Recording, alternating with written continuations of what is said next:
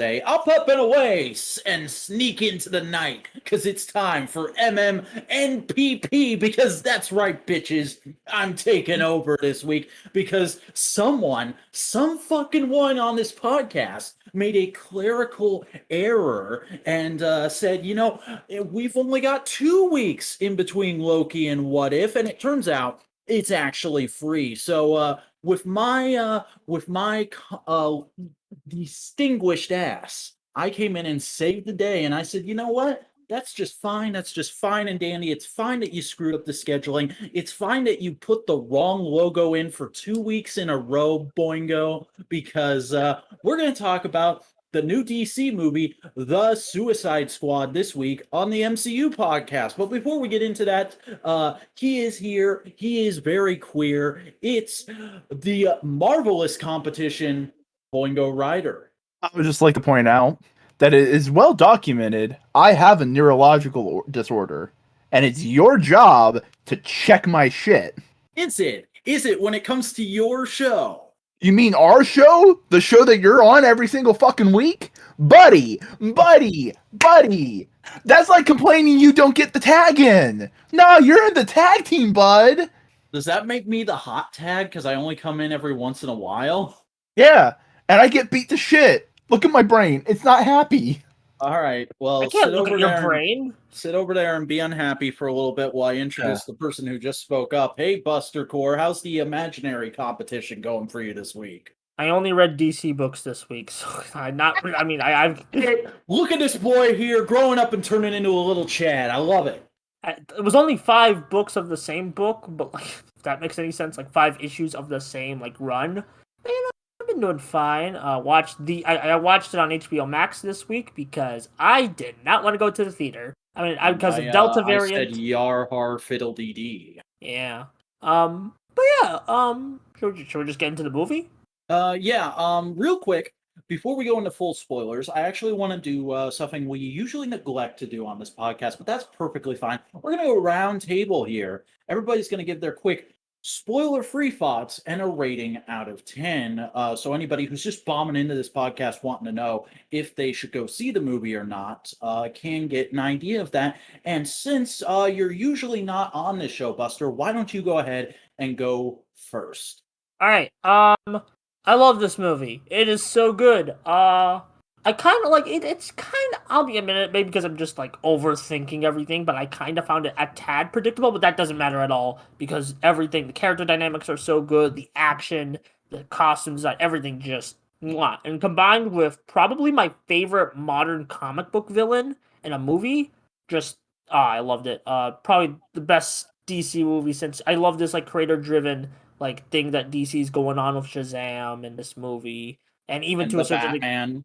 yeah, and also to a certain extent the Snyder Cut of Justice League, but that's a whole other story. But yeah, I'd give it a 9 out of 10. All right. Boingo, what are your spoiler-free thoughts on the movie? Solid flick. Feels very in line with classic Suicide Squad. You know, like the early like 70s, 80s runs. That run, that war story kind of thing. War story mixed with Gunn's modern sense of humor because he's very distinct with his humor, all that kind of stuff. When DC has to be gray, this is the gray I prefer it to be. And what's your rating? An Idris Elba out of a John Cena.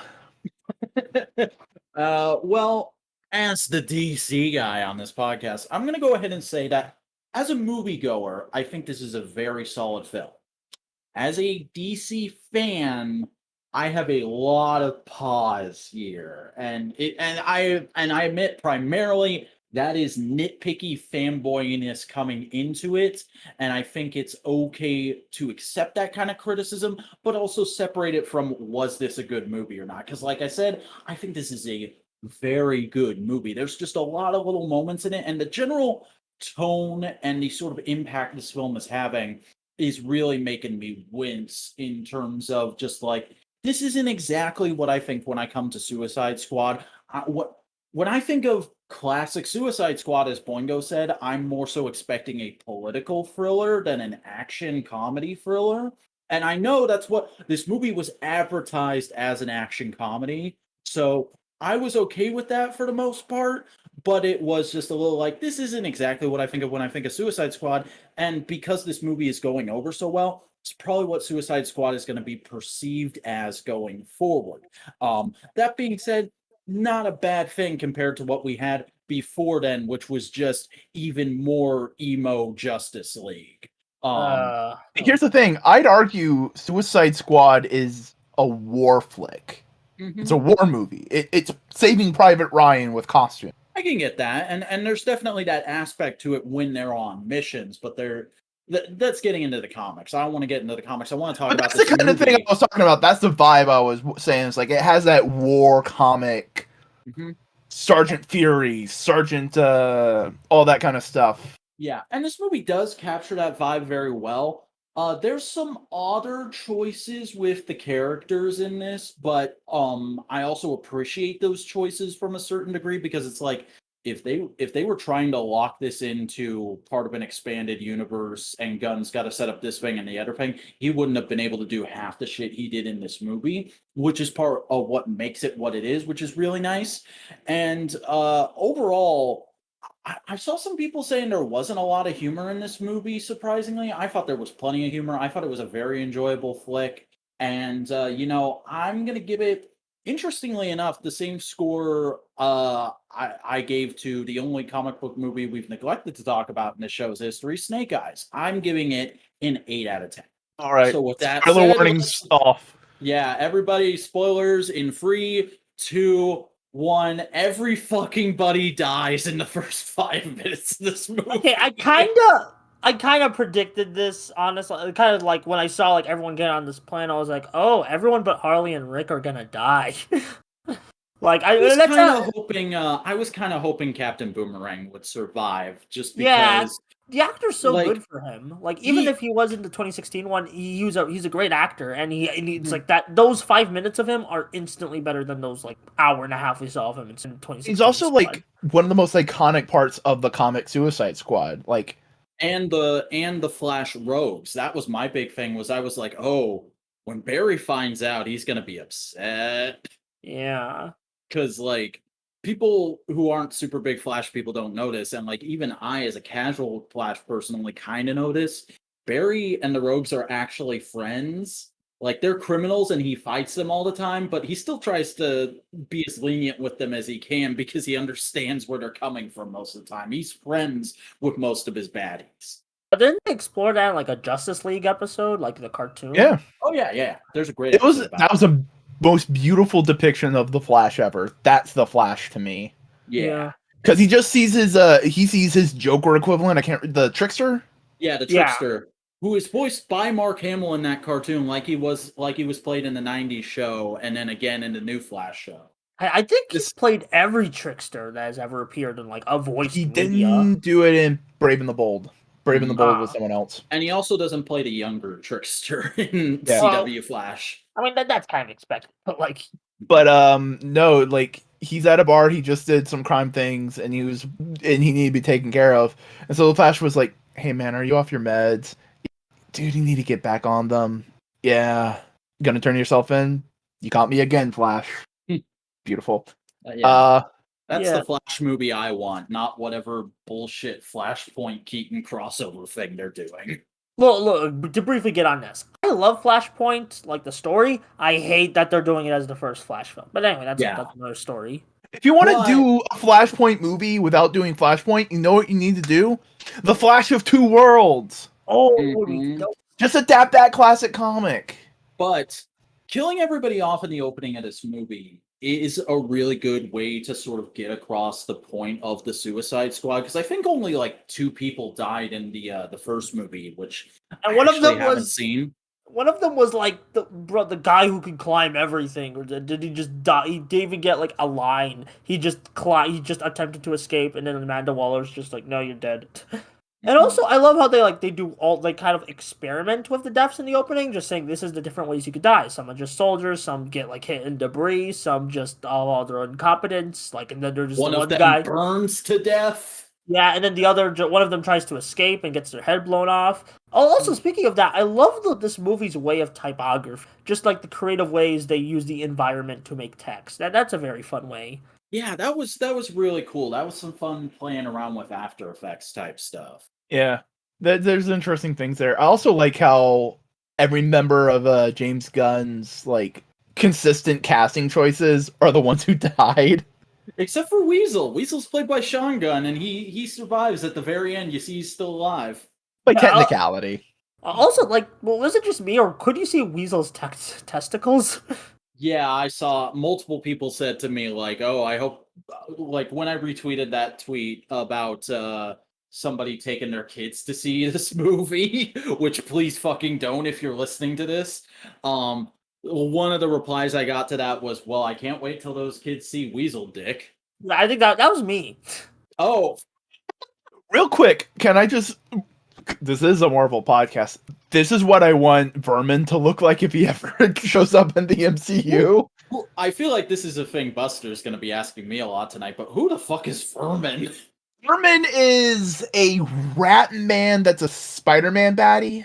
But he's kind of just like a New York street level baddie. He shows up in the sewers. Right now he can clone himself, so he's like an infestation of rat men. I see. Yeah. Oh, this guy would make a great reuse of the Marvel Legends Jackal figure. They could make him very easily with that base.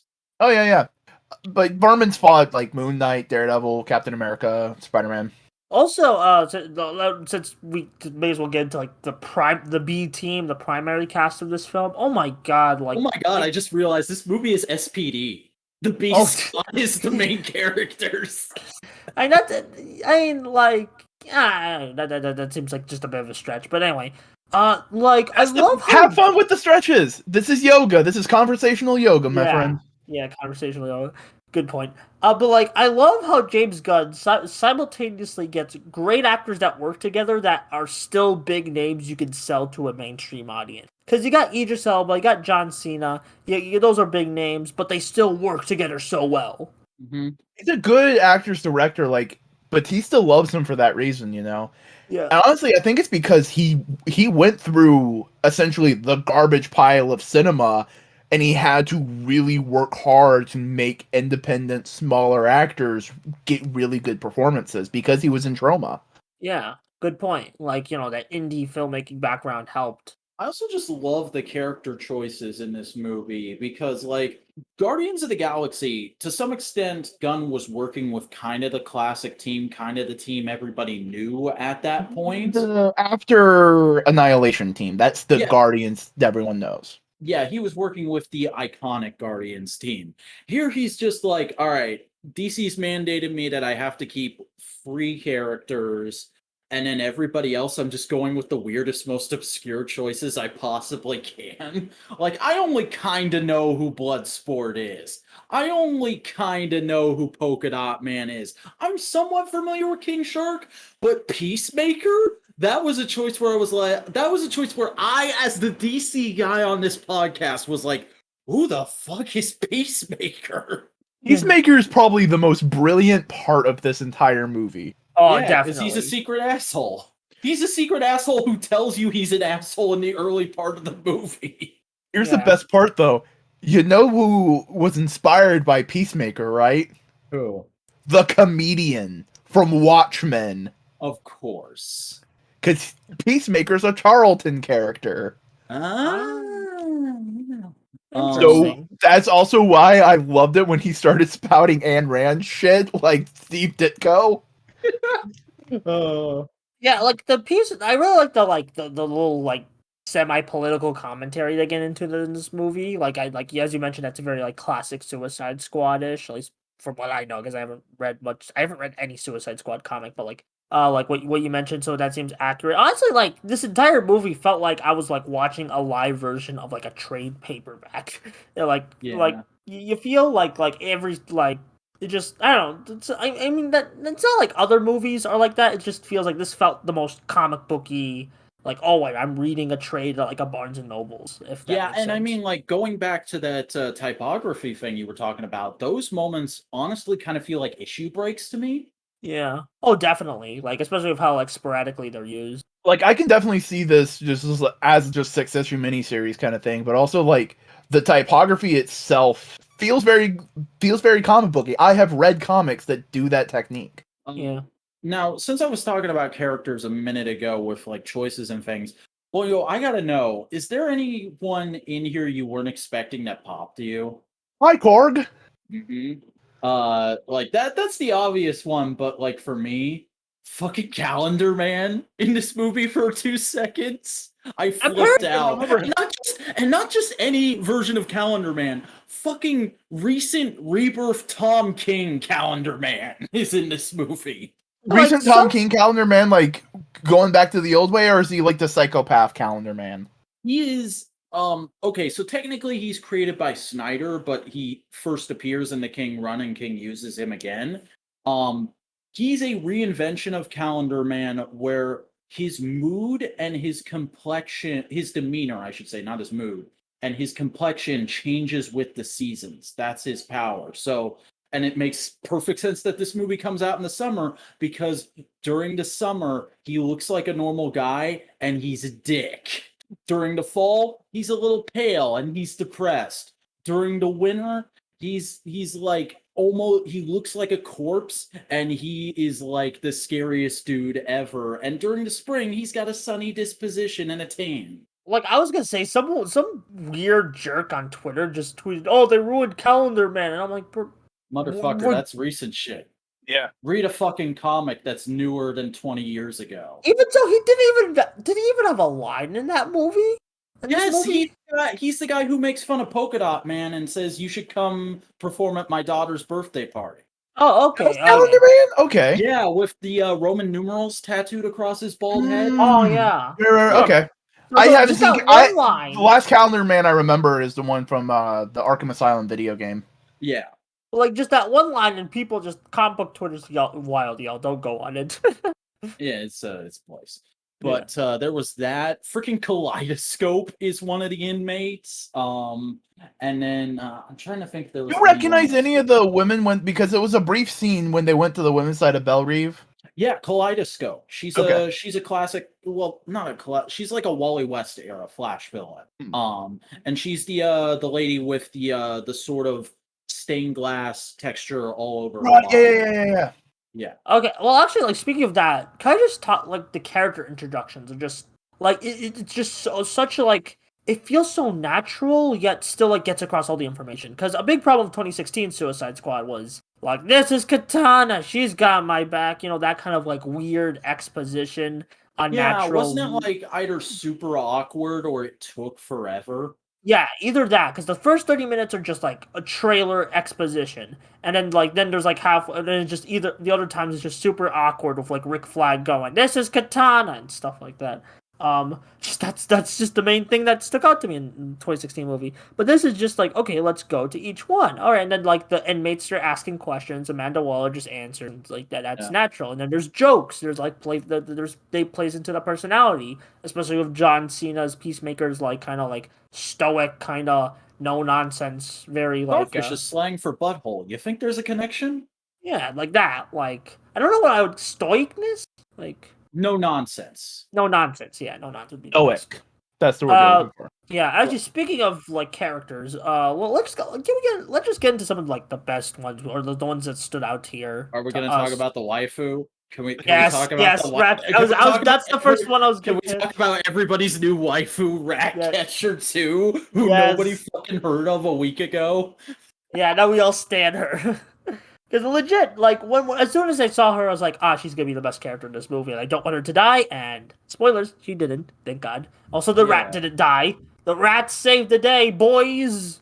Yeah, I was like, oh man, everybody's gonna make it out of the last part of the movie. That's awesome. And then just fucking Polka Dot Man gets mooked. Probably the weakest part of the movie to me. It didn't fit, like, other deaths had at least a comedic or a dramatic impact. This it just felt like so sudden. It just felt like, okay. I feel like that was supposed to be the joke, though, of like he finally achieves his potential and then boom, you're gone. Yeah.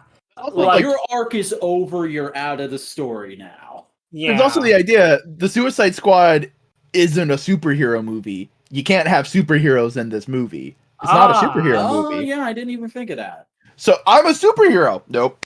Yeah, Can't have superheroes here. We're all assholes. Fuck you. Yeah.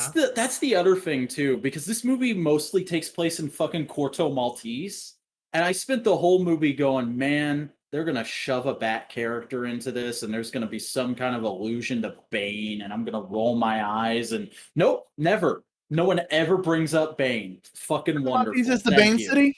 Yeah, Corto Maltese is the city that Bane rules over with an iron fist. Oh, maybe they like if they want to like do like sequels or like do expanded universe stuff. Still, they could probably like have like Bane just come in after this whole shebang is done. Yeah, I think that's probably the idea. But You know I'm what? really, Play into Bane's intelligence. Have him win the election. Mhm. Ooh. I'm really proud of them though for just not having him in this movie at all. Oh, speaking of the villain, because technically everyone in here is villains. I love how, oh my god, the my favorite part of the movie, but like from like the rat catcher standing and all the funny jokes and great use of gore, like Starro. Oh, so like here's my history of Starro, because I kind of have a history. So I remember watching this Batman Brave and the Bold episode and being terrified. Like it was like Brave and the Bold is very Silver Age, very lighthearted, but that episode terrified me of how everyone had starfishes on their heads and were mind controlled by this big like star being. That terrified me as a kid.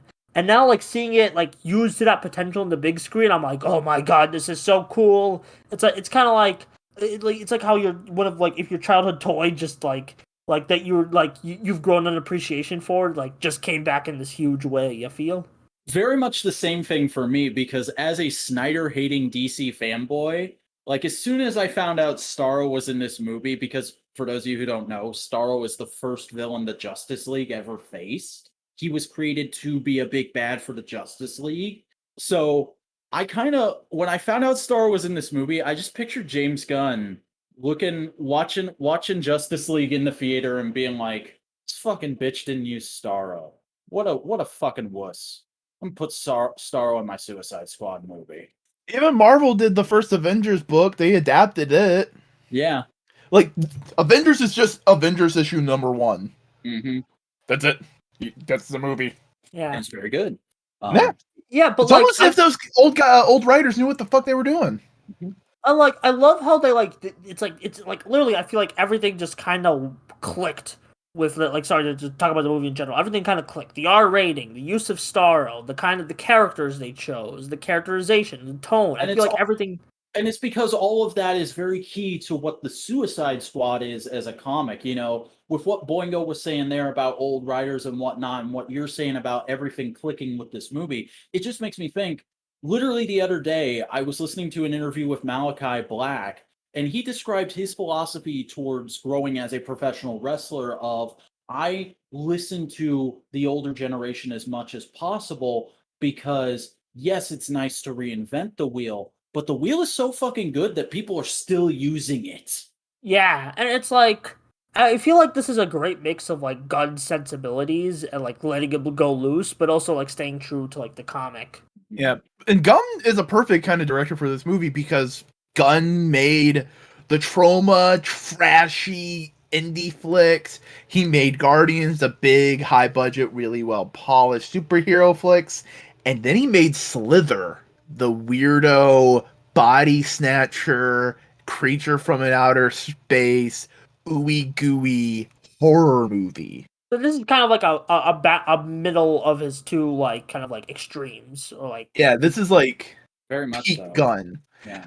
I will say this though, I'm a little sad that Starro just got taken out like a bitch. You know, because to me, Starro's like a DC like Starro is at the same level of Ultron, Doctor Doom. Starro's Galactus. You don't beat him, you push him back. Yeah, But that's that what. being said, given that we're probably never going to see him fight the Justice League in live Yeah, action now, yeah. I'm okay with them taking him out here. Yeah, Especially but because it took like everything that team had to do it. Yeah, And didn't he like this like what's it called? Didn't Starro said something about like I reproduced or something? Like you can easily like if you want to bring him back for like something else, you can. Oh easily, yeah, like... I was half expecting there to be an end credit scene of Jarro. Do yeah. you guys know what Jarro is? Yeah, boy, No, is he, Jarro, like, the Jarro's- best Robin, the best Jarro, Robin. Jaro is he's one of the tiny Staros that latches yourself onto your face. Batman just keeps it in one of those biolab jars in his bat cave as like a break in case of emergency kind of kryptonite thing. Ah. But I- it just, I- but Expecting he's for there to just be a scene of like Robert Pattinson walking on the set with a jar and just They can easily like just do that like late, like if they want to keep this expanding universe stuff, they can easily like retcon it later. yeah. but Jaro has become sentient. Like he's his own character now. He talks and everything. Mm-hmm. Awesome. How'd you like seeing Rick Sanchez in this fucking movie? What do you mean? Oh, I'm like not Peter familiar. Capaldi's character. He's just Oh, yeah. basically Rick. Oh, okay, yeah. I thought you were naming an actor. That's how little I know No. about Rick and Morty. For a second, I was like, we're not talking about Space Jam 2. No, Peter Capaldi was great in this. I saw people saying he was wasted in the role, and I'm like, fuck movie were you watching? Because this is like peak Capaldi. He's just dropping everybody in this movie is dropping F-bombs all over the place. I love it. Great. But it feels Oh. natural. It doesn't feel so forced. No, because they're in a fucked up situation. Yeah, that. Like, Yeah. Idris Elba just also had just some of the best fucking lines and reactions to everything. So good. Fucking keep me with this guy. He's just me. But better. yeah, he's the like a great like kind of like no, he still has like comedic tendencies, but he's more of like the straight man this kind of squad needs. Because like even though Peacemaker is like him, like Peacemaker's more like he's more, for lack of a better word, one note, but I don't mean that in a negative way. He's a bit high strung, but compared to everybody else, he's the normal guy. Yeah. Like, you would say that about Rick Flag in a normal Suicide Squad book, but in here, Rick Flag is like fucking America Man. And that's fine. I'm fine with that version of Rick Flag. Rick Flag is very Captain America, but he's also very go with the flow. Like, okay, I've dealt with Harley enough. I know not to just. I know how to point her. I can't stop her. Like, this is later game Rick Flag, where he's kind of gotten to the punished Rick Flag stage. This is not even early on Ostrander Suicide Squad Rick Flag, who beats the crap out of Deadshot because Deadshot disrespects Batman. Even so, like I kind of feel like what you're saying about it being later game Rick Flag. What's it called? I feel like that makes sense because Rick dies in this movie. From Peacemaker's hands, and I feel like he went out in a great way. Like the fight he had with like Peacemaker. That was Steve a great Rogers way would be proud. That shot of his heart. Oh my Oh, god! yeah. Oh, that was intense. Like legitimately, that whole scene, I was just going like, "Oh, Captain America, what's up?" Yeah, you're That like kind of like punished Captain America. Like, yeah.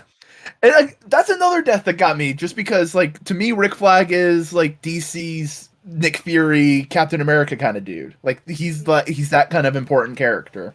He was that guy. He was that guy for a very long time, though. In the modern age, they're kind of pushing for Steve Trevor to be that now, which is fine. Let Flag be Nick Fury. Let Steve Trevor be Captain America. Yeah.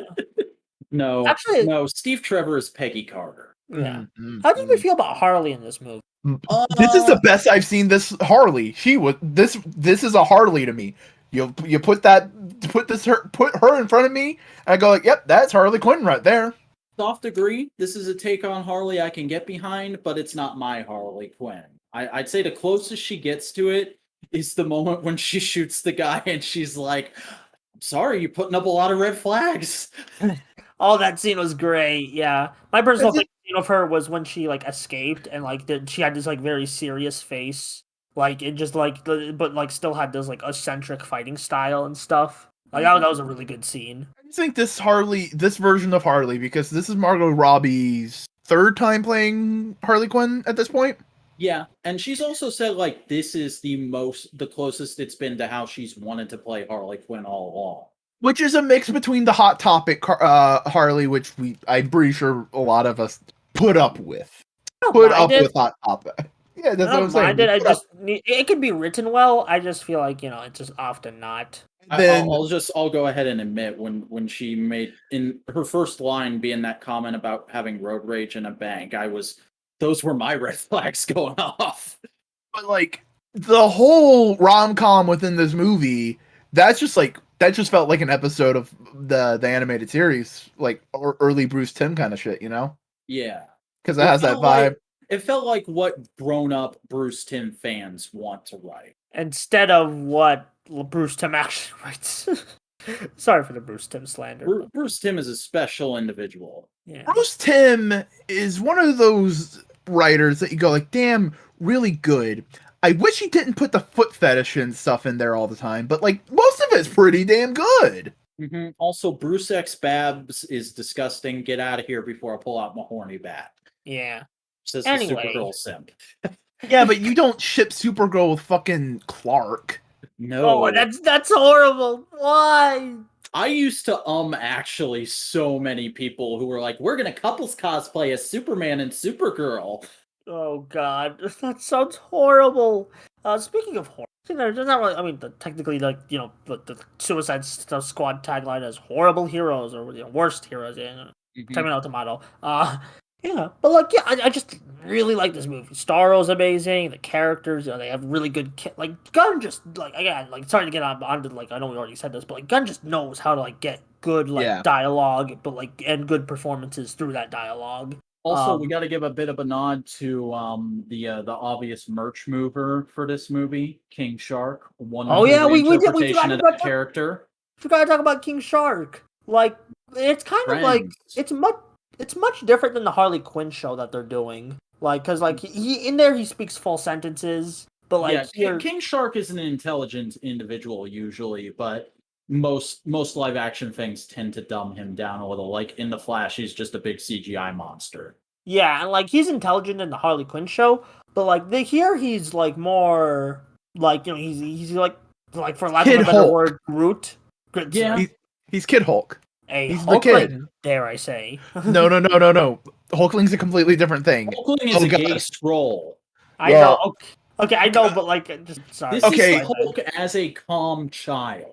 Yeah. Okay. Yeah. There. No, literally. Okay, so Bruce Banner, the character, has dissociative identity disorder, and his system manifests as different versions of Hulk.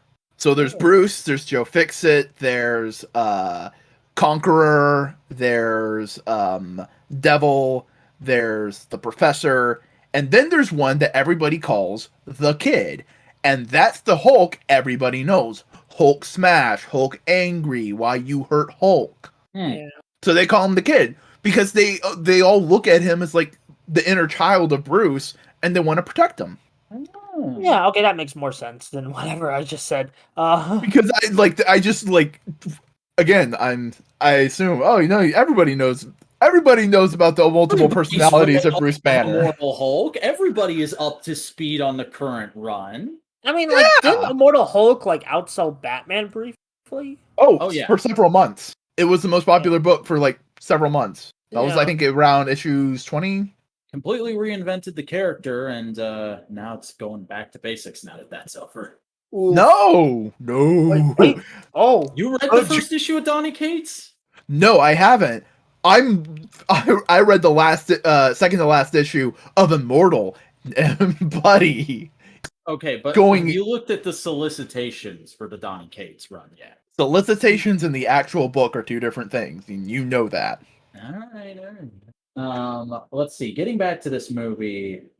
Oh yeah, I fucking love Waller and her support staff in this movie. Like, it's very different from how they are in the comics, but it works really well for this movie because just them in the opening and the whole sense of urgency they add to this movie. Like, we were talking about the opening scene a while ago, but I really love how very much in the beginning of this movie you get the sense of like, all right, no time to really go into detail here. Just get up, get the team. We're going now. This needs to get done today. Yeah, like kind of like a comedic take on an office. I just love the little like comedic bits they add, like just Waller practicing golf, or like just this great shot in the beginning. Just like it's not even like a special shot, just a great shot where you just see Waller like confidently smirking, and as we like pull up and see the bait and the command of operations. Like, I just like that shot.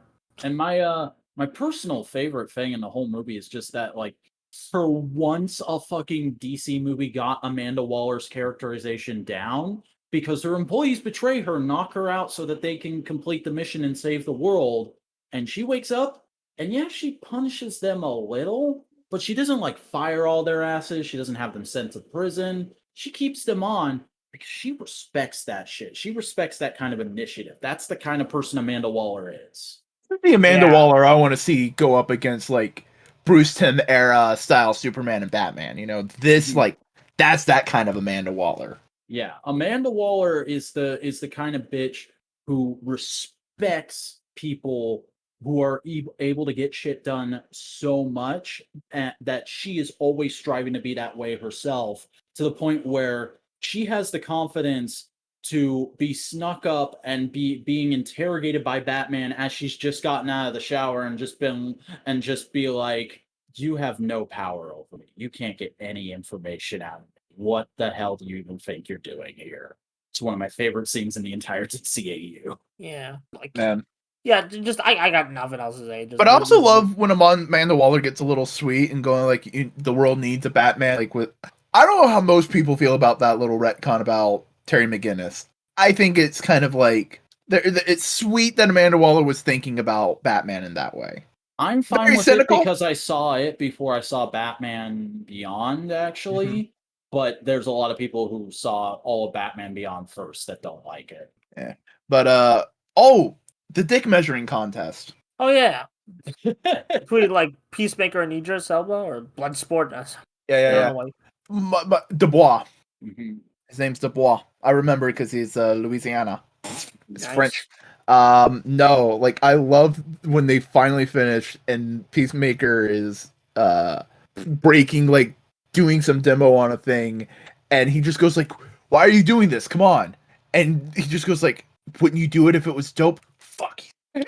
And remember the actual culmination of that at the very end of the film, the way Peacemaker gets taken out, is the way Peacemaker said he was better than Bloodsport. He said, I will shoot bullets into your bullet holes, bullets that are so small that they won't even touch the sides of the hole. Bloodsport's shooting smaller bullets than Peacemaker, to the point where it breaks Peacemaker's bullet. Yep. Nice. Yeah. But also, I genuinely think the comedy of Peacemaker helped his turn more. Yeah. Because Just you're because getting of- ingratiated to him for most of the movie. But it's also you're always going. He's very, very blunt, and that's kind of like, oh wow. And when he just drops the fun bluntness, and it's just pure, no, that would cause an international incident. I can't let that happen. Also, I love how he literally foreshadows the turn in the beginning of the movie. He foreshadowed it in the trailers with the line, I love peace. I don't care how many men, women, and children I have to kill to get it. Oh yeah. And that's his classic character. Mm-hmm. Yeah, and it's like I remember like hearing something about that like from like a Linkara review, like just like something about Peacemaker, so I was kind of familiar with that idea, and it was like I really like the way they implemented it to this movie. And I like Hey, how we're good. Warner's is they're already ready for Peacemaker to be the breakout character for this movie, because they're doing a Peacemaker miniseries on HBO Max. Oh, they are? Yeah, that's why he gets that's why they pull Give him the end credit scene. Yeah, even Yeah. though he I think it was like he was supposed to be dead in the script, and then when they decided to do that miniseries, they shot that scene. Yeah.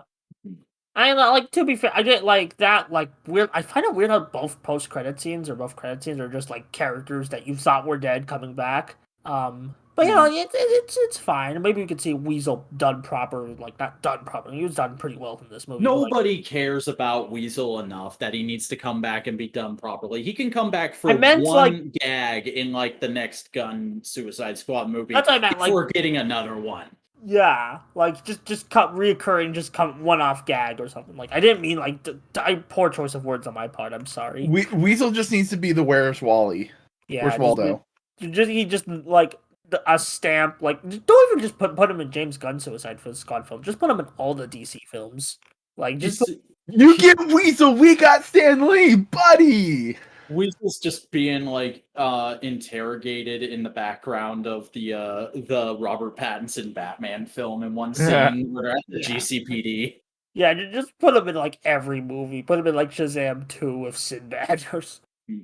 In a scene where Barry's running through universes in Flashpoint, he just stops in one and Weasel's just there having coffee.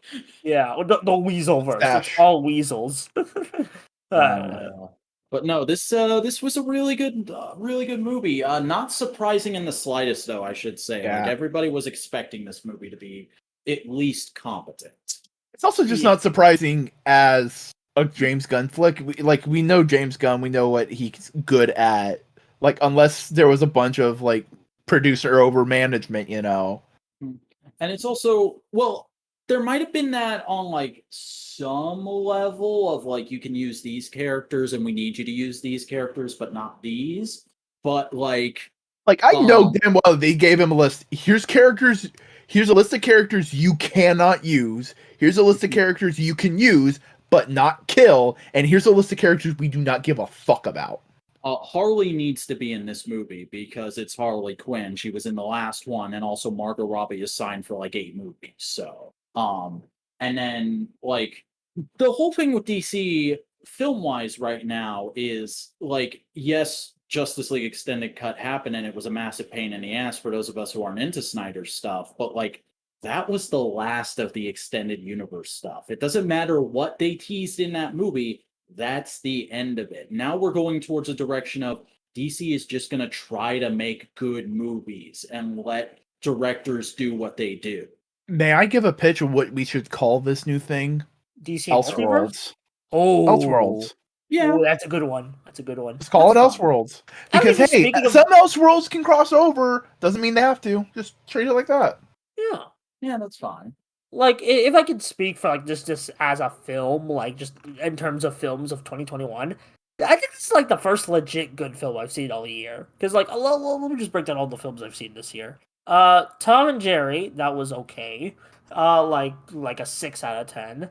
Cruella, that was okay, 5 out of 10. Black Widow, murder out of 1. Yeah, Black Widow. I honestly grow to dislike that movie more and more of thought. 5 or 4 out of 10.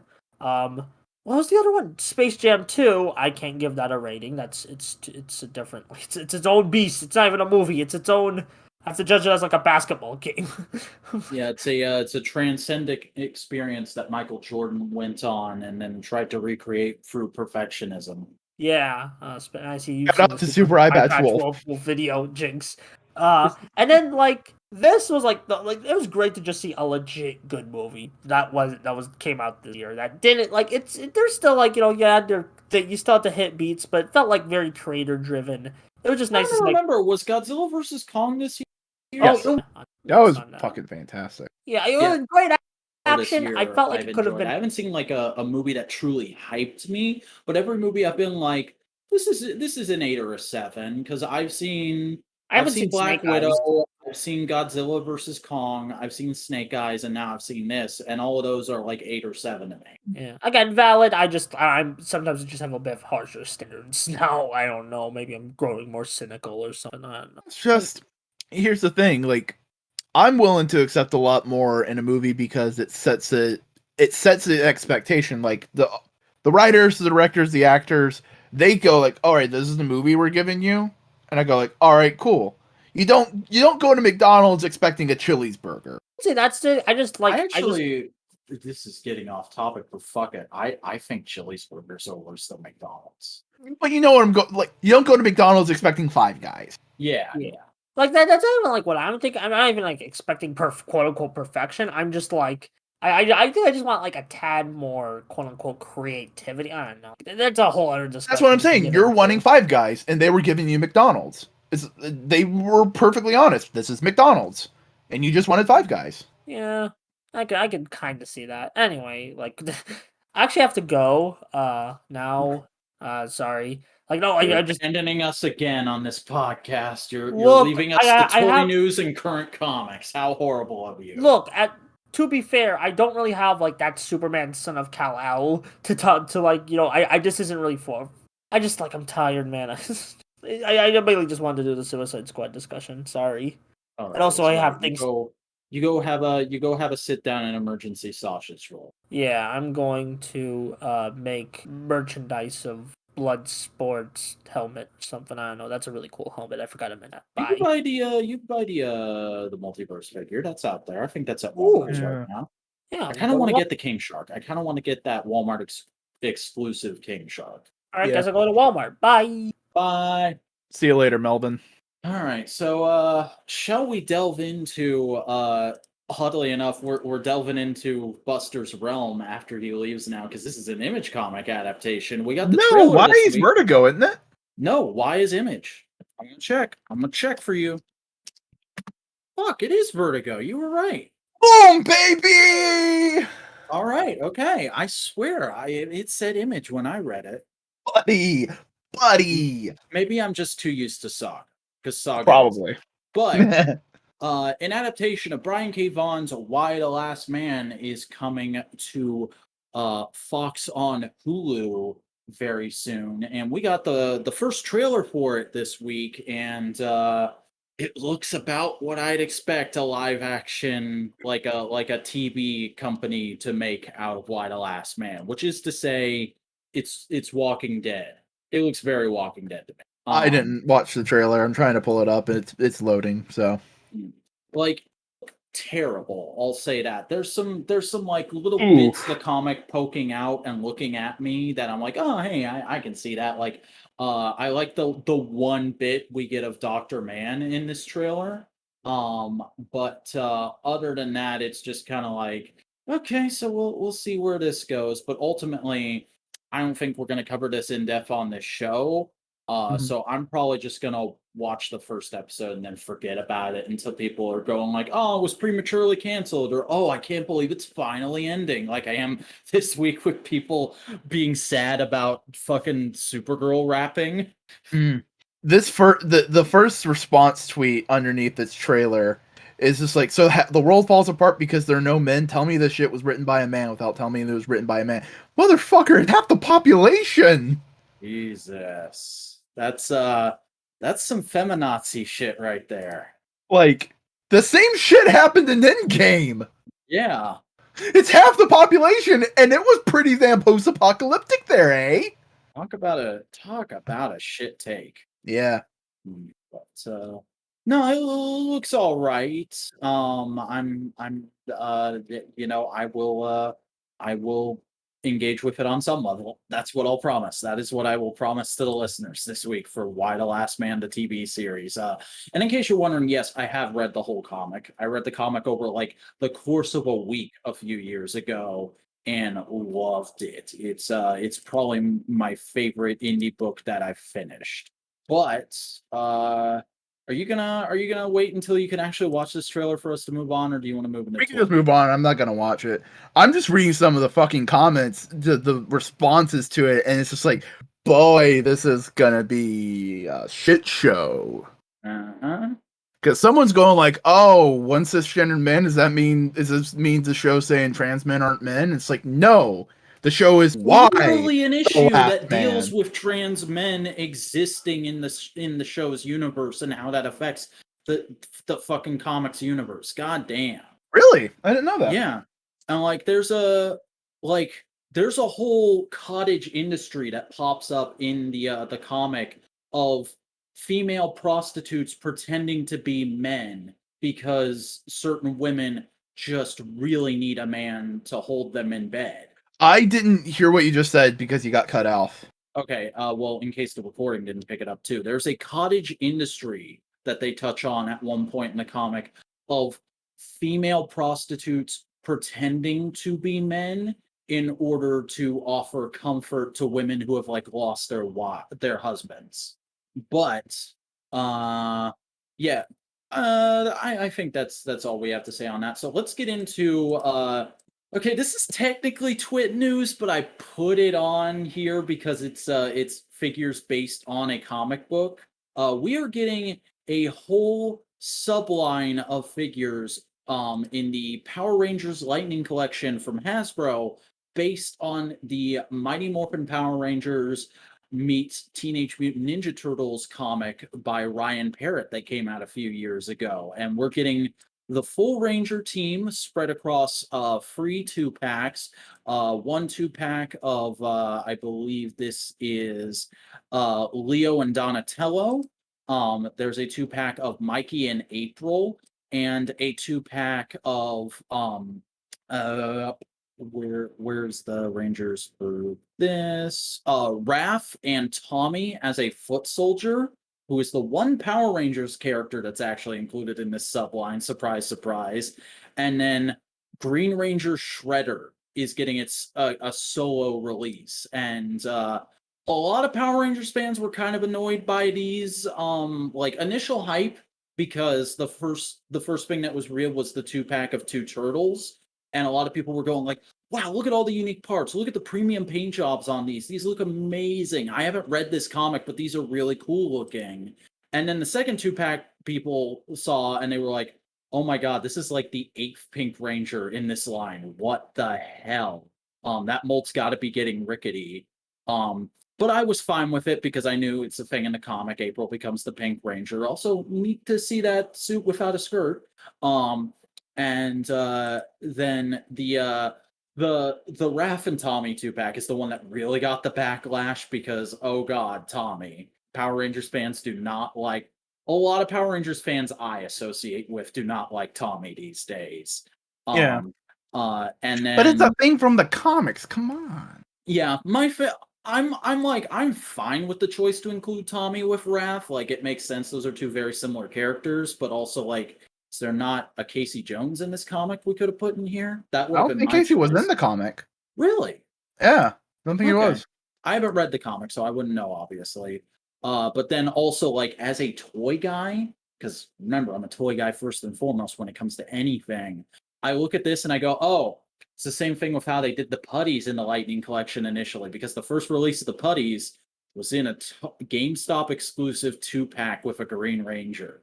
Mhm. So you want to army build yourself some foot soldiers to go with these? You got to buy a bunch of this 2-pack, just like you had to do with the putty initially. They did more releases of the putty later, but I don't think that's going to happen with this foot soldier, which is a shame, because as somebody who's not a Turtles fan but tends to see every Turtles reveal come across his timeline, this might be my favorite version of a foot soldier I've ever seen. This is a really cool looking figure. And the Turtles are cool looking figures too. A lot of great sculpting going on there. Yeah. Mm-hmm. And super, super impressive that they put a cloth cape on Shredder. That's a rarity for this line. Anything you have to say about these? I think they're neat. It's good for like both brands, because like if we're talking like big business corporate bullshit, like Nickelodeon wants Turtles to be out there, Hasbro wants Power Rangers to be out there. Fuck it, why not? And also, this is like 2 major toy companies playing nice to make these happen. Like, yes, TMNT is owned outright by Nickelodeon right now, but at its core, that's a Playmates property. That's that for a very long time, that was the sole licensee for that was Playmates Toys. So to see Hasbro get their hands on the license, that's like Hasbro doing He-Man, to be honest. Yeah. But yeah, really cool little subline that popped up. I don't think it's going to continue past this, though. These are going to be a bunch of one-off releases at the beginning of next year.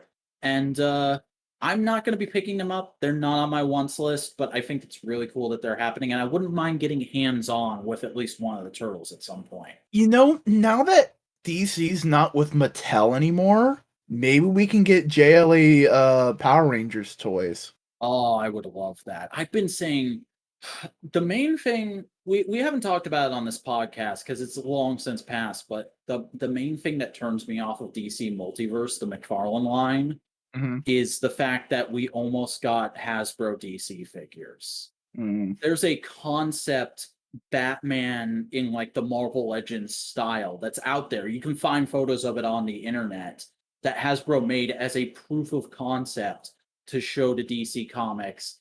And then for whatever reason, they went with McFarlane instead. And I'm McFarlane's also their boy.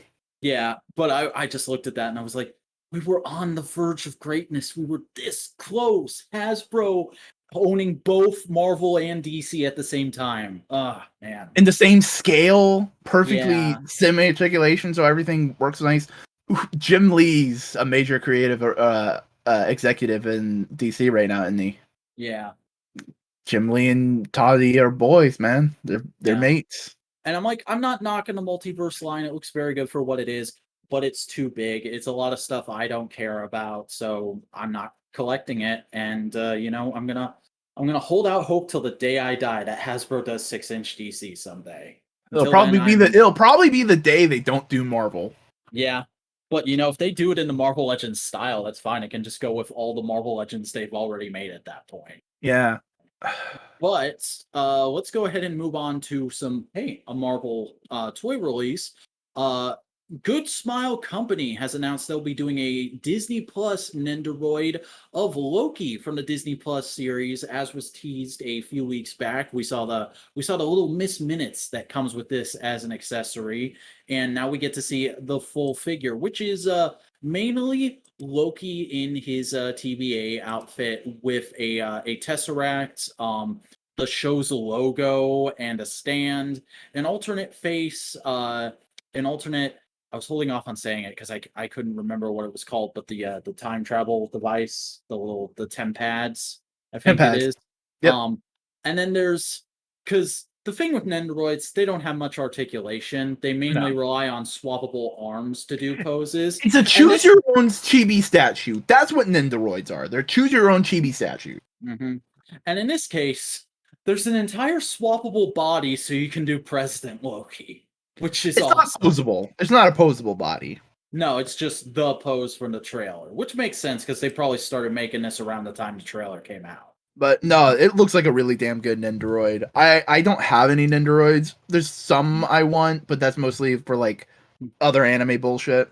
And also, Chibi's just not my aesthetic, so that's why I don't collect Nendoroids, although I have been tempted by one or two things recently that was like, oh yeah, that could fit in with everything else because that character's already Chibi. Like, for a while there, I had pre-ordered I think it's still pending release, the Into the Spider-Verse Penny. I was going to get that to go with my Marvel Legends, but not presently. Now it's just on my wants list, so, Yeah. No, Good Smile makes good shit. They also do Figma, so. Mm-hmm. And Figma's always looked boss. It's just rarely stuff I want anymore. There was a time back when I was a more casual Nintendo fan where I was like, all those Nintendo Figmas look awesome. I wish I knew more about Nintendo so I could get them. And now I'm just sitting here like, man, I love Breath of the Wild. I wish we get Figma Breath of the Wild. And then there's also like, which anime do you like? Here's 1,001 waifus. Yeah. And to the point where they're now just using those bodies to make generic waifus. Like just recently, I was looking through the recent pre-orders on Big Bad Toy Store, and there's just here's a random anime babe in a chainmail bikini with a cloak. Dude, that's how Sonico started. Mm. Do you know who Sonico is? Vaguely. That's like a pre-idol Hololive type thing, right? No. What it was, Sonico, if I remember right, Sonico, the character, is just a big titty anime girl with headphones, like very cool sci-fi headphones. Yeah, I know the character design. She started off as like one of those anime statues, just an original character anime statue, and they just kept using her as like a mascot, the company did, till eventually she got her own anime and manga. Oh, good for her. So, but getting on to our bread and butter as far as collecting is concerned, we have a bit of an update on the Marvel Legends Haslab Galactus, which is that the first stretch goal has been revealed. Now, to give everybody a bit of a recap / update, to get Galactus funded, they need 14,000 backers, and as of this recording, with 23 days, 0 hours, and 54 minutes remaining, they are at 10,874 backers. So we're well on target to at least fund the main figure. But Haslab has revealed the first stretch goal, which we knew from silhouettes was going to be 2 heralds. The first 2 stretch goals were going to be heralds, and everybody had kind of guessed. But now we have official confirmation of the first one. It's Frankie Raye Nova. At 16,000 backers, we will get a Frankie Raye Nova, which is honestly not a surprise at all. It's a very easy figure to do. I could even see them, even if this stretch goal doesn't get funded, I could see them sneaking her into a wave because it's a plain female body with a new head and a new hairpiece. It's really easy to do. Real easy to do. It's an easy figure that also, if like people just go like, oh man, I want that, they'll just release it. It's like, oh, here you go. Yeah. Like, I could see them sneaking her into a general Fantastic Four wave. I could see her being a fan channel exclusive, but getting her packed in here with Galactus is nice. And also, the fact that they revealed her first makes me way more curious about the Surfer silhouette, because it's like, okay, what's up with him that you're doing him second? What's special about this boy? More so than I was before. Right. But I'm sure they'll probably reveal that in the next week or so, or maybe they'll hold off until it's actually fully funded. Who knows? I think we are getting another Marvel Legends Fan First event this week too, so we might have some news about that next week. But moving on to some more higher end toys, Sideshow had their Hot Toys Summer Showcase this week, which allowed us to see a whole bunch. Oh, sorry. Would you say it's a hot toy summer? It is pretty damn hot this summer, honestly.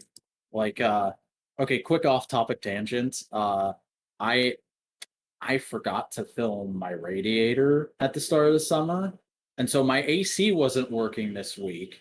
And I was dead ass like, Mom, I think I'm gonna have to get my AC fixed. How much does that typically cost? And she's like, what's your radiator look like? And I was like, oh shit. And literally there was like a drop of water in there.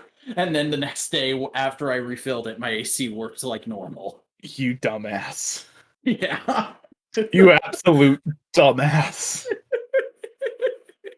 At least it wasn't by oil. I still know I need to get an oil change, and I'm probably going to do that when I get my next paycheck. But getting back to toys, we got to see a whole bunch of the Hot Toys What If figures, which was a pleasant surprise. I wasn't even aware Hot Toys was planning to do What If figures.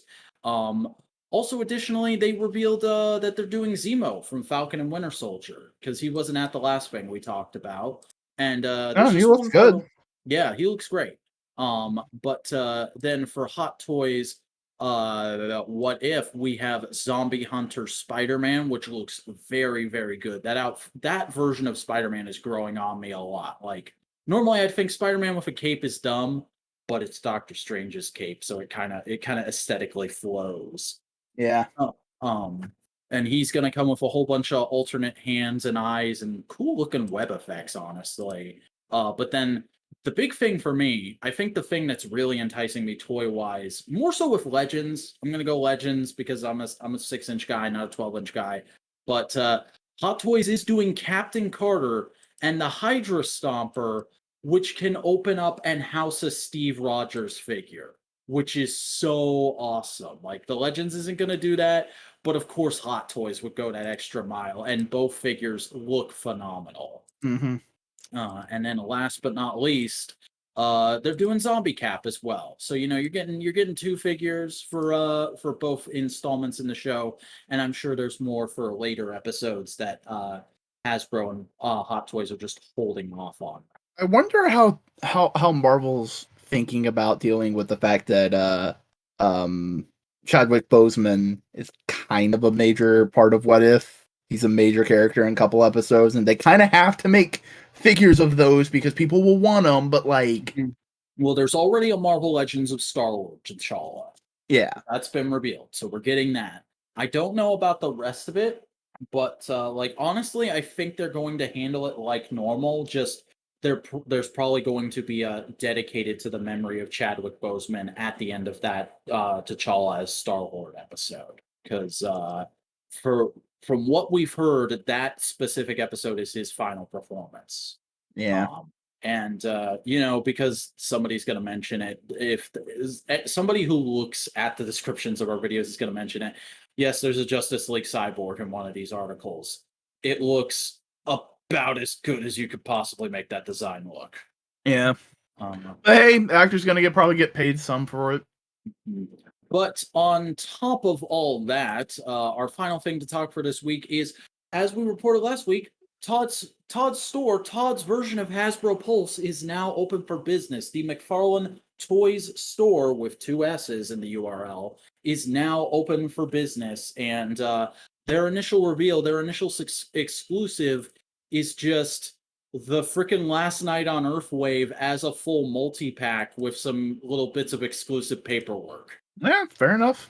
Yeah, it's a nice thing to just throw together in the at the last minute. And I haven't actually been on the website yet, so let me open it up real quick. You do that. Yeah, this is a decent layout. This is it's better than Mattel Creations, I'll give it that. Let me see. All DC Multiverse. Let me go. Oh yeah, this layout reminds me a bit of Target.com actually. Yeah, I wouldn't be surprised if they based the layout on that, and everything loads super quickly. The drop-down menus are managed well. Yeah, That's good. It's a decent little website.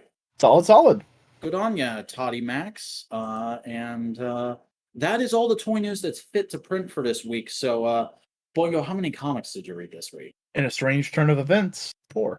Ooh, I read 1, 2, 3, 4, 5, 6. So how about I real quick do my my X-Men stuff for this week up front? Sure, why not? Fuck it. All right. So this week I had time to do my X-Men catch up of Marauders number 18, Cables number 8, and New Mutants number 16. So if I can get Marauders up real quick here. Marauders was all right. It feels like very much an in-between issue. The I like the unveiling of the hospital and the whole kind of like subplot of where we're buying up a lot of property in Madripoor to try and win the people's favor. That's an interesting idea. And then like the I forget his name, but when they bring the old man who's A Morlock. yeah, the old man Morlock who's a healer into the hospital, and they're just like, here's something you can do. And he goes like, oh shit, people who like me for my powers? This is amazing. That was really nice and wholesome. Yeah. Yeah, they're setting up for more stuff, and this is also, I think, are they starting to gear up for Hellfire Gala? They're saying that Hellfire Gala is coming. I wouldn't say they're gearing up for it yet, though. Okay. Oh, also just like because I mentioned it at the start, the faces Professor X and Magneto make when the name of the hospital is unveiled are fucking hilarious. Shit. Moira McTaggart Memorial Hospital. That was great. You know, Chuck came home that night and was just like, Moira, holy fuck! And then Cable was just fun. Cable is just a fun book. I really like the characterization. I love the kind of like pseudo flirtiness between him and Domino in this issue, where it's very much that like younger boy, older girl crush of like, dude, it's never gonna happen, but it's adorable, so I'll play along. Also, we do fuck when you're older, and it's really weird. Like, don't look forward to that. Fucking you would be like fucking my younger brother. Fucking him was like fucking my dad. It's just weird all around. Mm-hmm. It's a fun issue. I liked it. Yeah. And then New Mutants. I don't know if I love New Mutants right now, because like I get the focus on the kids. I know what it's building towards and I enjoy it, but I don't super vibe with it. I did like that we're doing more with Wolfsbane now, and we've now gotten to the point where it's established that her son is alive. So she's probably gonna start looking for him soon. Has she started looking for him yet? Where you're at?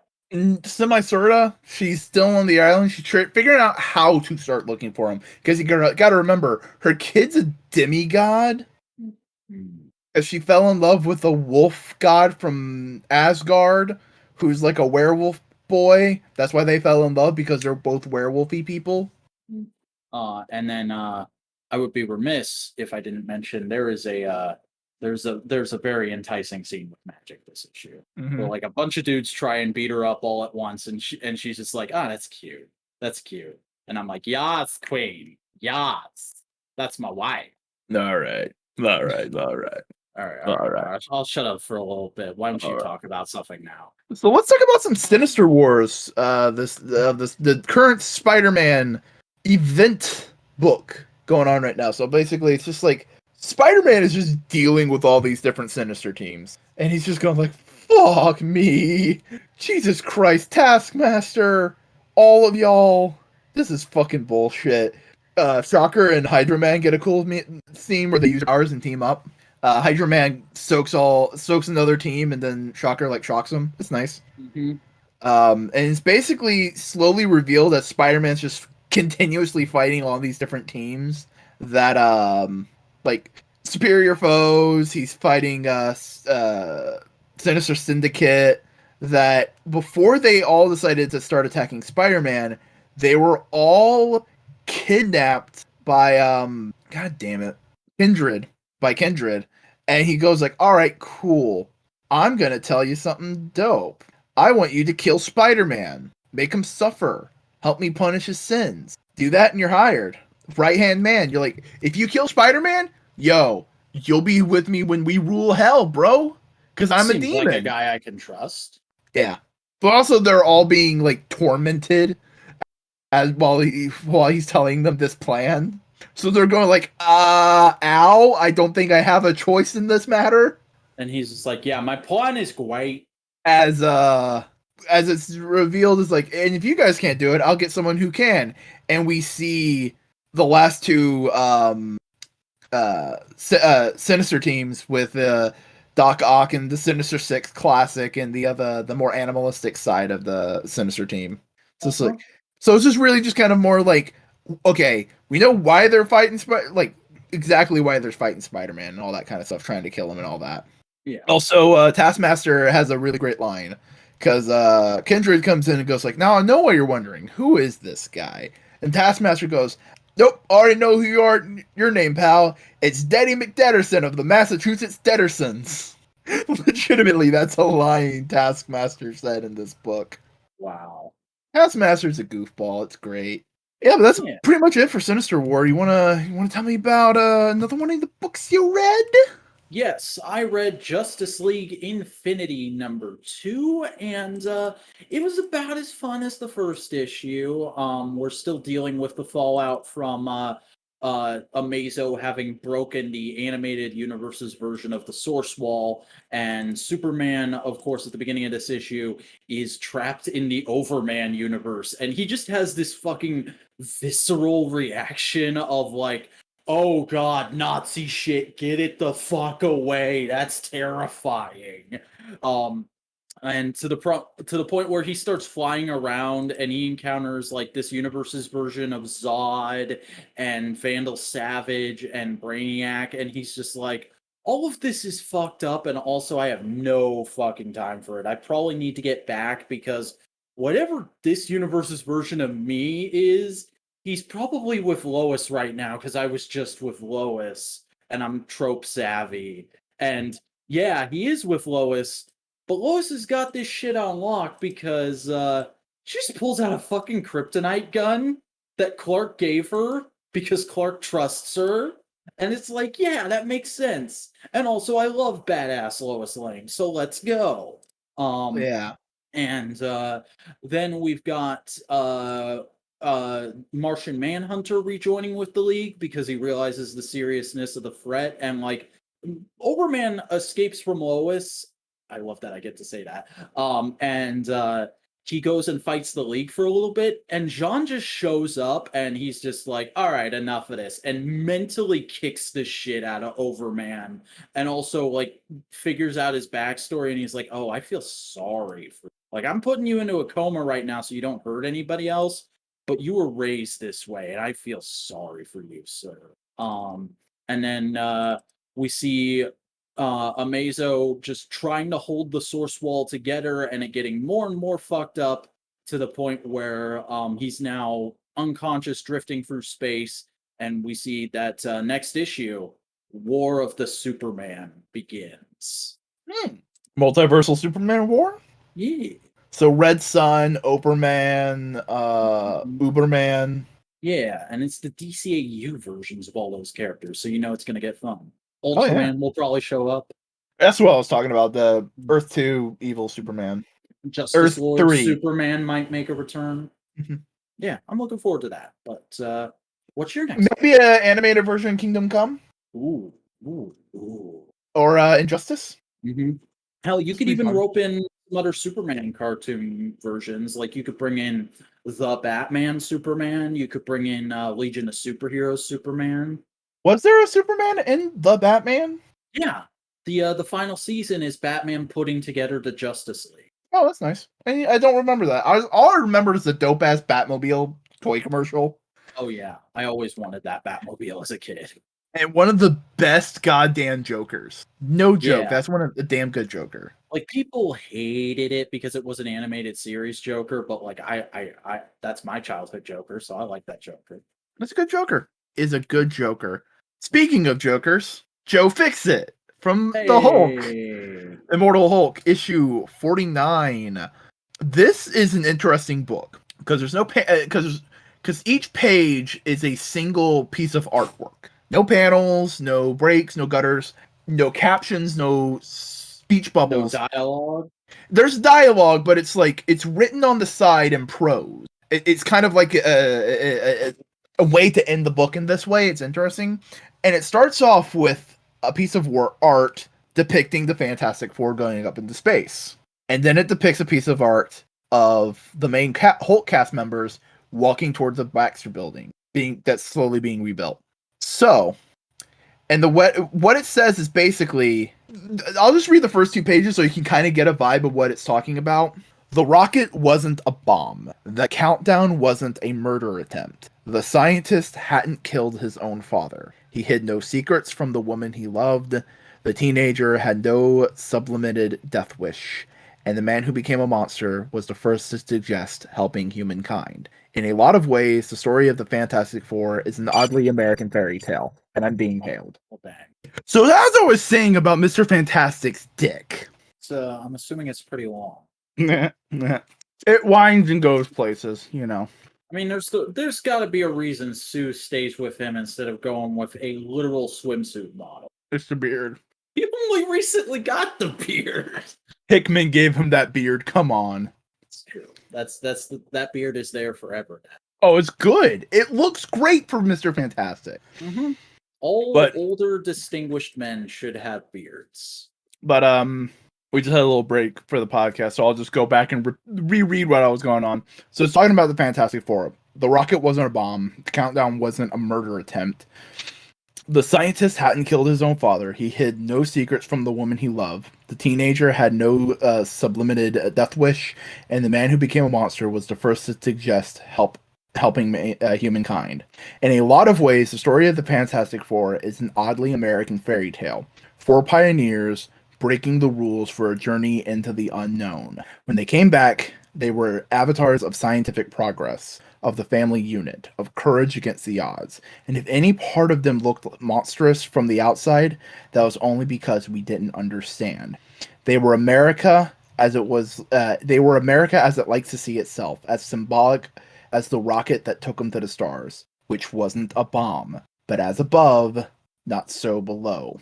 And basically, the idea is framing the Hulk as the antithesis of all the optimism of Marvel Comics. Because, like I was saying, it was a rocket, not a bomb. Bruce Banner built a bomb.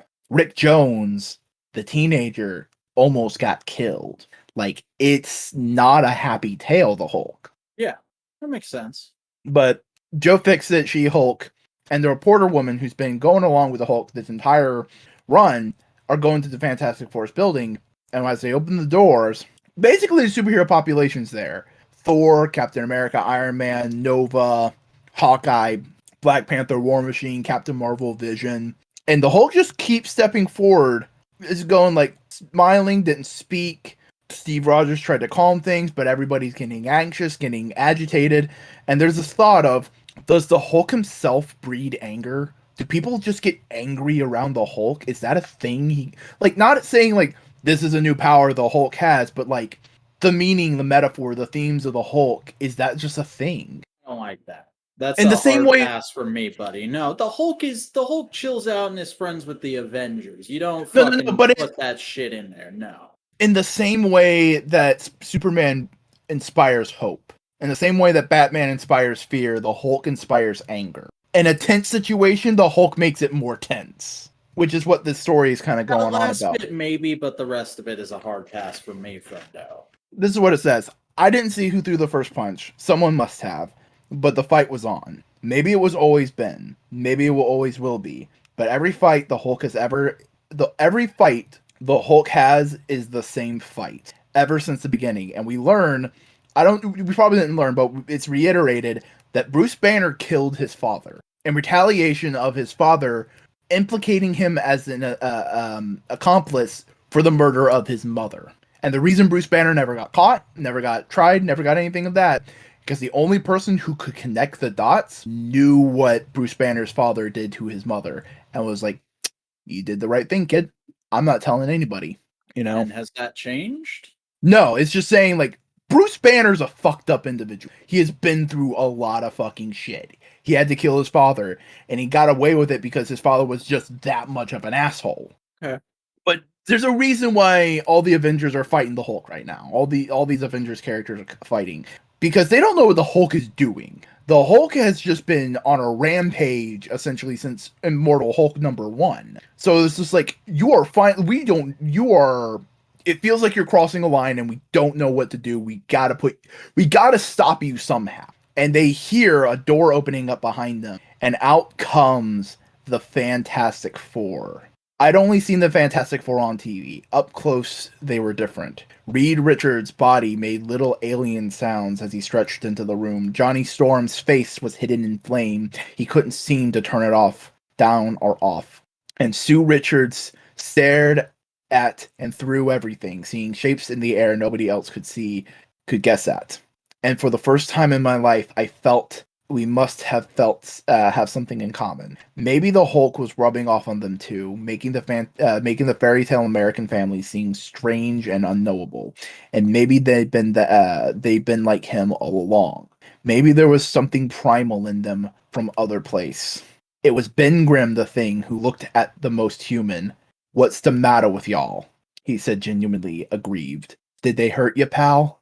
The Hulk looked almost sad when Ben said that, but he didn't take Ben's hand. And it's just showcasing, like, there's a monstrous side to some Marvel heroes that characters like Captain America can understand and appreciate. Like, it's just understanding that side of Marvel, this concept of Marvel. What is a Marvel hero but a monster trying its best? Yeah. A Marvel hero is a very similar thing to what a Common Rider is. You know, it's an evil force trying to do good. Right. Voltron, Captain Marvel, Miss Marvel, Fantastic Four, Hulk, Spider-Man. Like in DC Comics, Spider-Man's powers would make him a Flash villain. You know? Yeah. But that's the beautiful art that we get in this. And the Fantastic Four just basically look disappointed in the Avengers of like, come on. And they lead Hulk to the back. Just going like, it's gonna be okay, bud. And they show him a portal, the Forever Gate. It's a thing Reed Richards made that basically it scans who you are and it takes you exactly where you need to be. But it can only do it once and it can only take one person. And the thing goes like, I wish I could go and help you, but that's not how the machine works. You know, as the Hulk, as it starts scanning the Hulk and starts building the portal, Joe Fixit's ready to go, and the reporter lady reaches out and steps through with him, and things freaking out because, oh my god, this isn't supposed to be happening. This isn't how it's supposed to work. What's going on? As we are led through a dimensional rift, as it says, it was breaking the rules, and I can't lie. The moment, the split-second decision to make that journey into the unknown, it was exhilarating, a rush of adrenaline as I took my life in my hands for what I couldn't live without. It felt like riding a rocket. Remember that rocket imagery earlier? Mm-hmm. But it wasn't a rocket. And as above, not so below. The name of the next issue, the name of this issue, all ye who enter here. Oh boy. As the Hulk stumbles into the infinite darkness. You get what I say is like, the next Hulk's not just gonna be regular classic Hulk.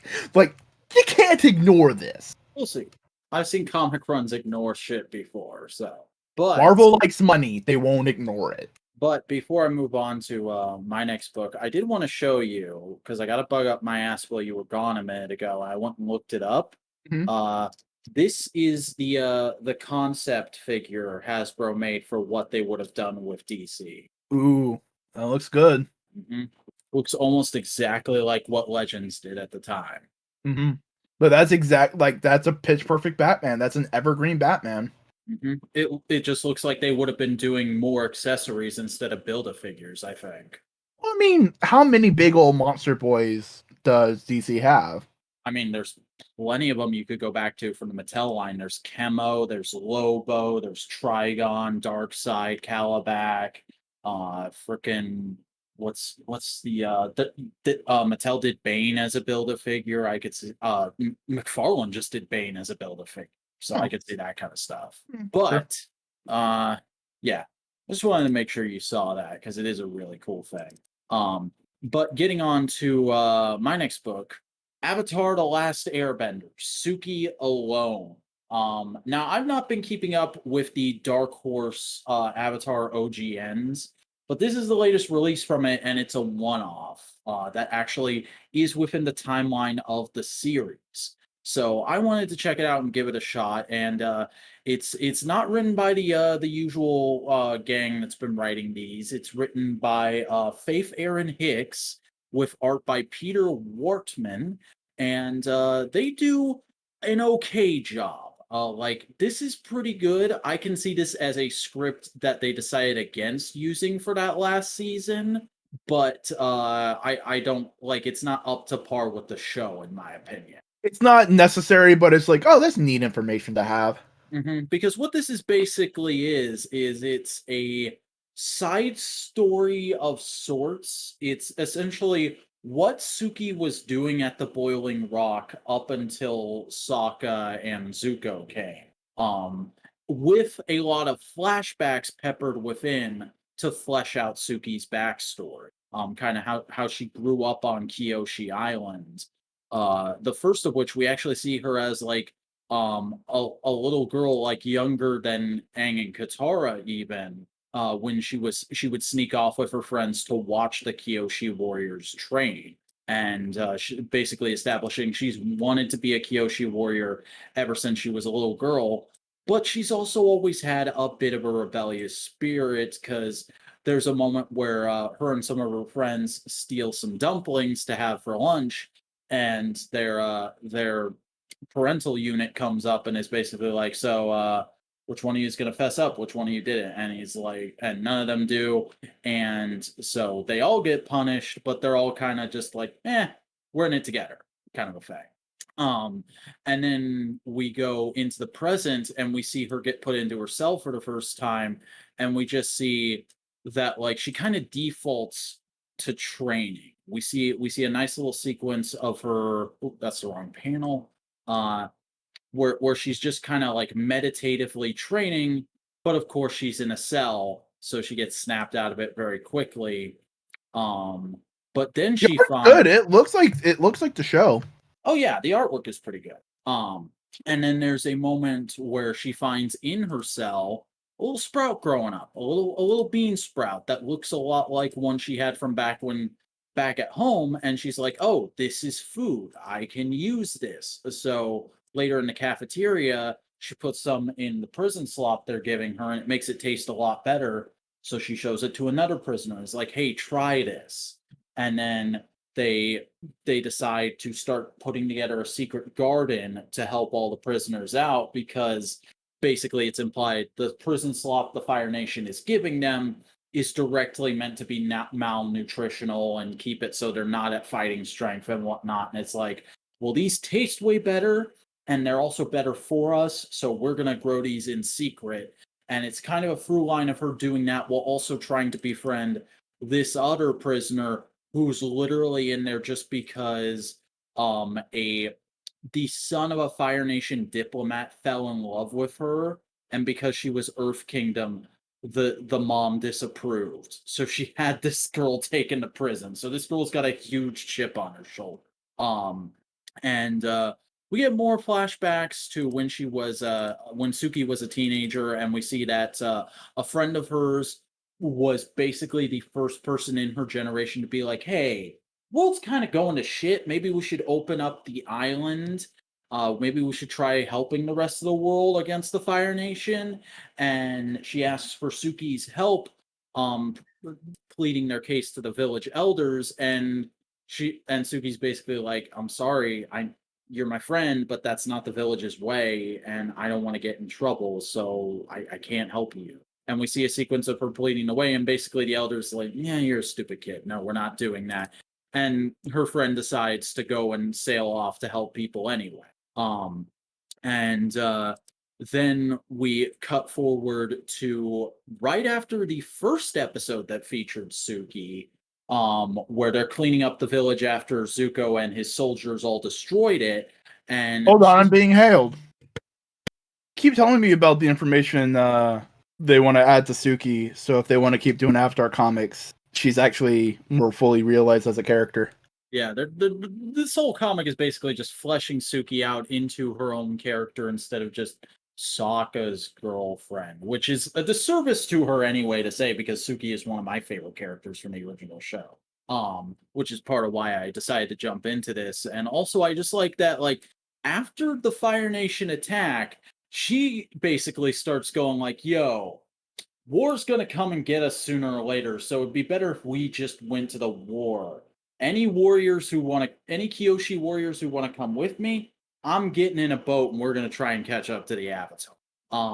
Which basically leads into then showing when she goes to the Pausing say? yeah, when she's at the Ba Sing Se boats, and she actually runs into her friend who had left first and sees that she's got her own whole gang going now. And hey, another confirmed gay character in the Avatar universe, because she's got a girlfriend. And they basically catch up, and it's like, yo, I'm super sorry I didn't go with you in the first place. I really should have supported you as my friend. And she's like, no worries. It's great that you're out in the world at all now. And they kind of go their own separate ways in peace. But then we cut forward to the present, and the farm that's now a good ways along the way, they've got some good plants going. It gets discovered, and Suki is brought to the warden, and it's basically a sort of mirror of when the village elder had discovered that her and her friends had stolen the dumplings.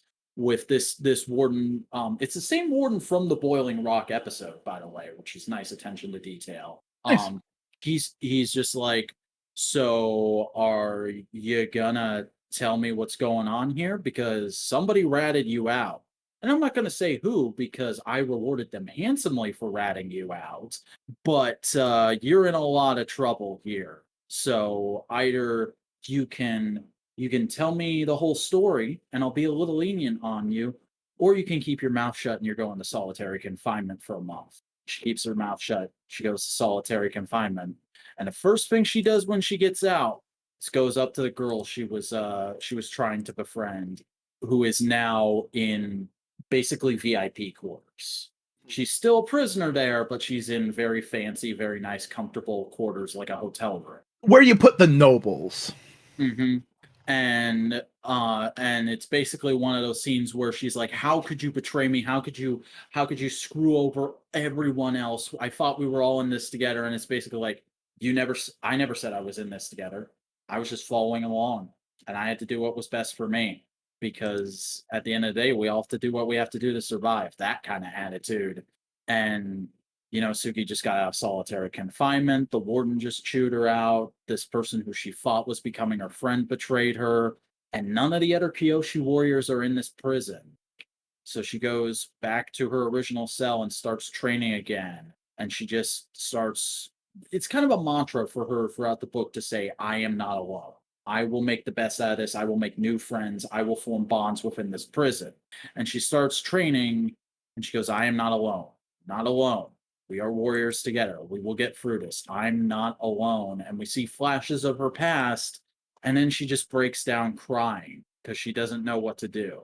And then Avatar fucking Kyoshi appears to her. Like, full on, like, if Aang was in the Avatar state, Kyoshi is there. Okay. I mean, spirits are a thing, and the Avatar is shown. The Avatar is shown to be like a spirit. It can happen. Yeah. It was just a bit of like, whoa, shit. Okay, I wasn't expecting that. And Avatar Kyoshi basically says to end off the book, Suki, your friends love you. They have not abandoned you. You are not alone. And she asks, how do you know? And the last panel of the book is Sokka and Suki and Zuko rolling up in the air balloon. Oh yeah. It's just you know what? I have a feeling this was Aang going like, "Hey, Kyoshi, like we know she's in there. Do you think we could like give her a quick like one up? It's just like, hey, don't worry, we're getting you out." It's a nice bit of gap filling. Yeah, because Suki was like immediately she was like, "No, you're here. I knew you guys. I could ping you guys from a mile away." Mm-hmm. And like, yeah, Suki know like Suki's good, but it's also like, oh, I'm looking for someone. Oh, you dumbasses! What the hell are you doing? Okay, there you are. Hey. Mm-hmm.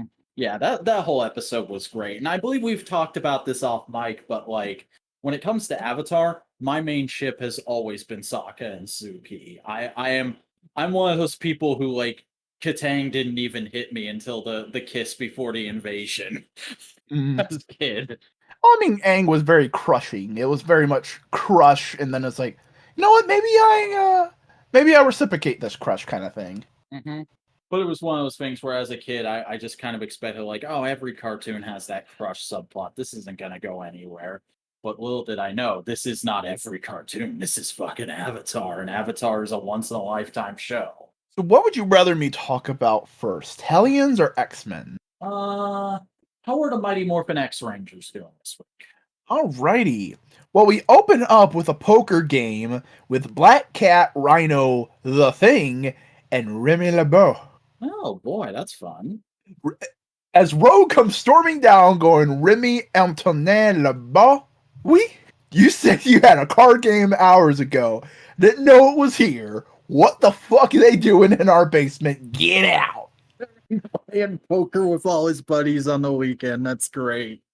And the Thing grabs his hat and goes like, I knew you was in trouble when you dropped all your fancy ass names.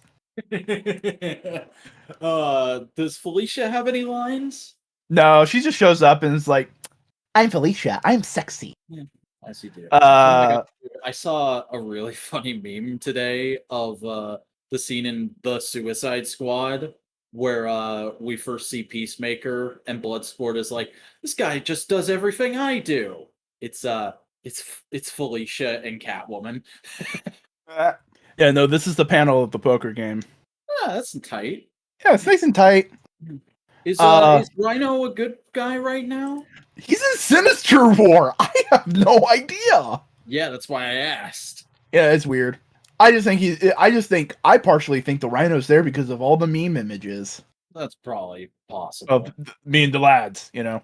Yeah. So we're back up in space, and they're doing some gambling things, and they go like, all right, cool. We got an alien invasion thing that we can send in and see how they react to it.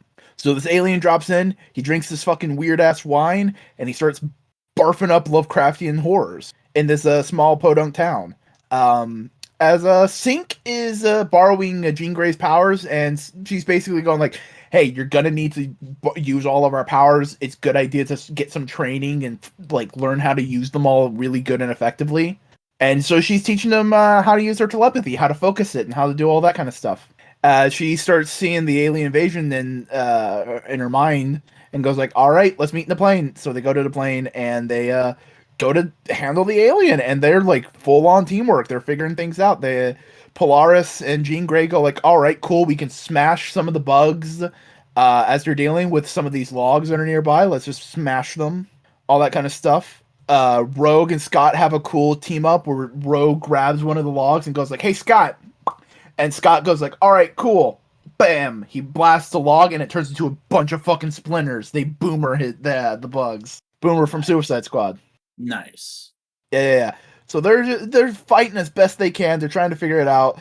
They're trying to calm some of the major destruction first. as they're trying to like, okay, what's going on? Let's see how we can deal with this, all that kind of stuff. Classic teamwork superhero stuff.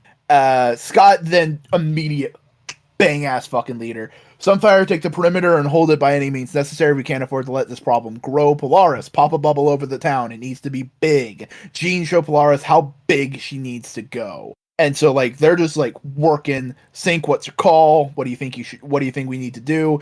And they go like, all right, cool. Sync is gonna take over for Polaris, so Polaris and Jean can go deeper into the thing and attack it at its source.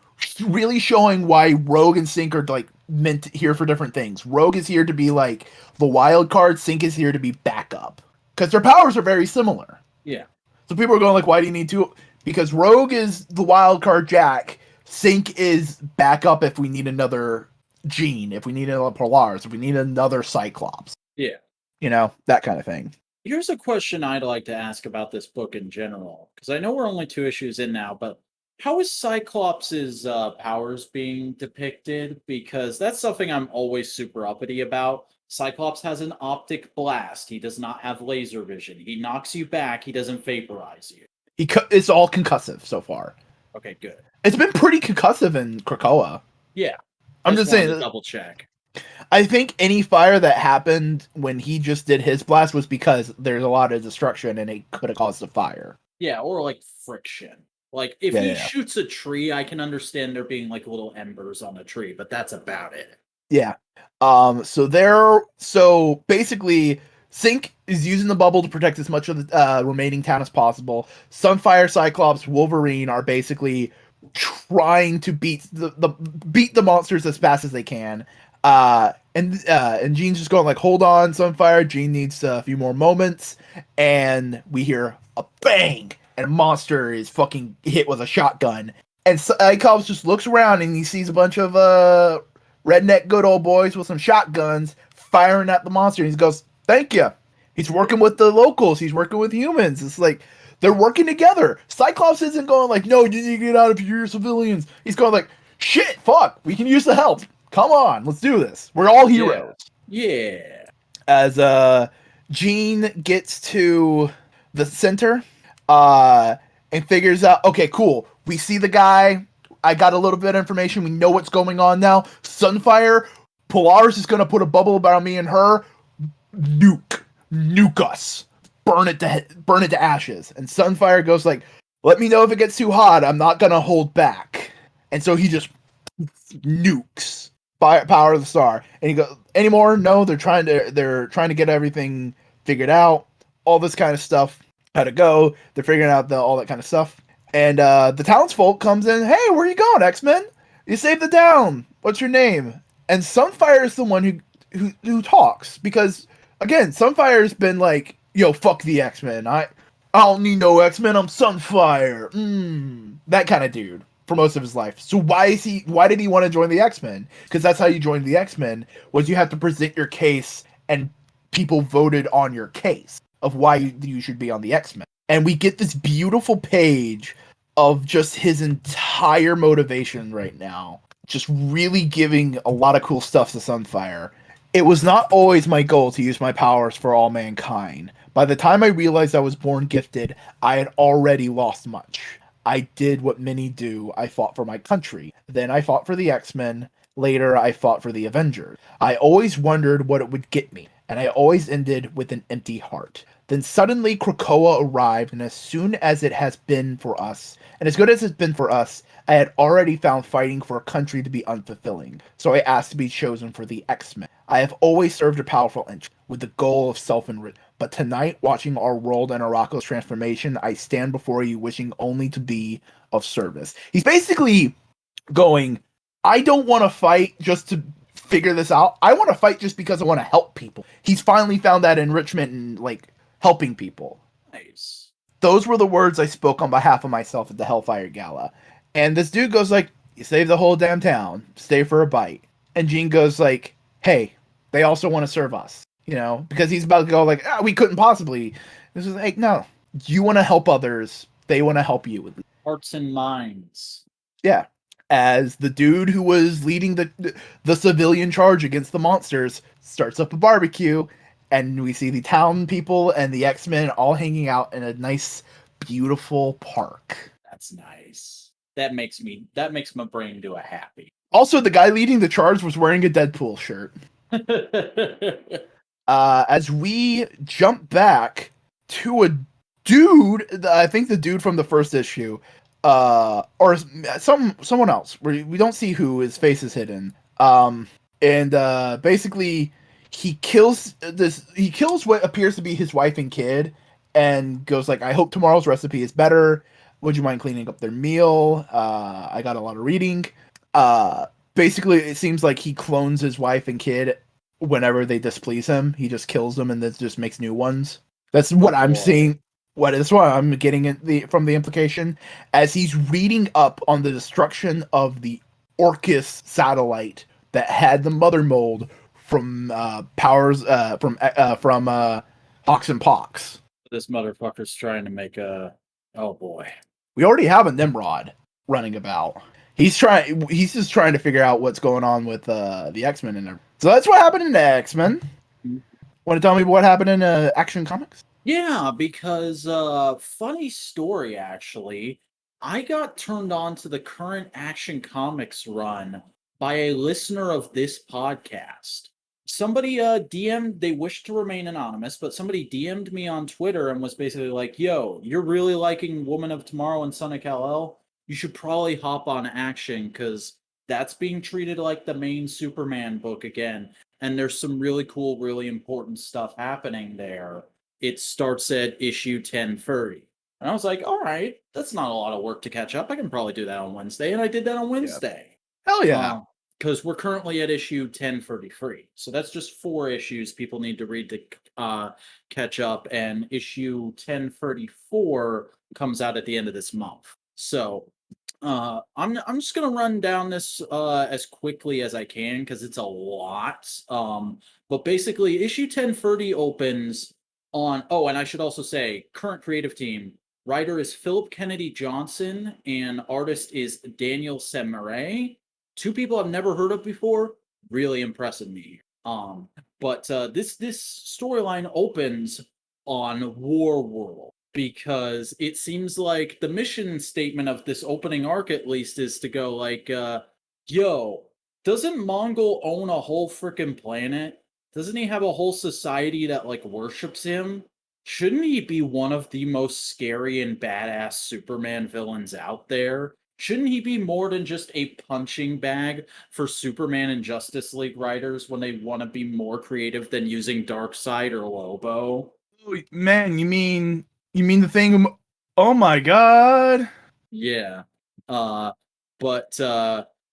Basically we find out that current status quo of War World is Mongols on the throne. He's chilling, he's having a good time, people are worshiping him, he's got a bunch of people fighting in his name, and then a cloaked figure who we never see the face of and still haven't rolls up and is basically like, yo, here's the heads of all your top men.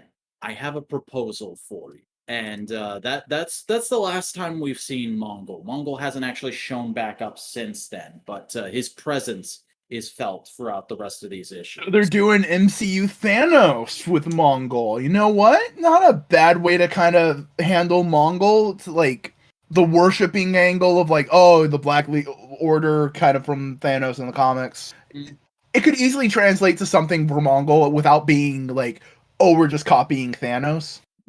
But after that, we cut over to the Batcave, where Superman, Batman, and the Atom are, and they're basically discussing the fact that Superman just had a checkup with his doctor Batman, and they're going like, things aren't looking too good this time. You were right to come and ask for this, because all these readings we're getting, it seems you have All-Star Superman disease. No. Yeah. And Batman and the Atom are basically like, look, we're gonna run the tests again. We're gonna be sure we're sure, and if we're sure, we're gonna do everything we can to fight this, because you're our best friend. We care about you, but also just in case, maybe you should talk to John about the League. I mean, the minute he's been working as Superman for like a month and's doing solid, I think the league should just be like, yo, you've been doing good. Fuck it, you're on. We may not call you right now, but like you're a reserve member. Yeah. And Clark takes it well. He's basically like, well, this is a tough spot to be in, but I'll do the best I can with it. And at the very least, we should make sure that Kara and Lois are taken care of, and that Luthor and Darkseid are where you guys can keep an eye on them with me not here. And then we cut over to. They don't actually say where this is, but I'm assuming it's somewhere in the Middle East, just by the way the buildings are drawn. And we get another scene, like there is in the first issue of Son of Kal-El, of just John and Damian hanging out and talking about stuff. Hell yeah. And they're basically like it's basically John talking about how he's still a little hung up on having been with the Legion of Superheroes for so long, and like how different things were in the future. And yo, dude, it's crazy. Like people practically worship our dads. I mean, I know that's kind of a thing now, but like just wait. And also pretty much everything that's ever happened to them is documented. And right around now, the records of my dad just stopped. And well, there's a lot of conflicting reports. There's no definitive this is when Superman dies, but there's no like clear documentation past the point we're at. Like we are at the point of no return. And Damian's like, well, I'm sure you guys will figure out something. Superman's died before, he'll be fine. Don't worry about it. And he's like, and John's like, yeah, I know, but this feels different.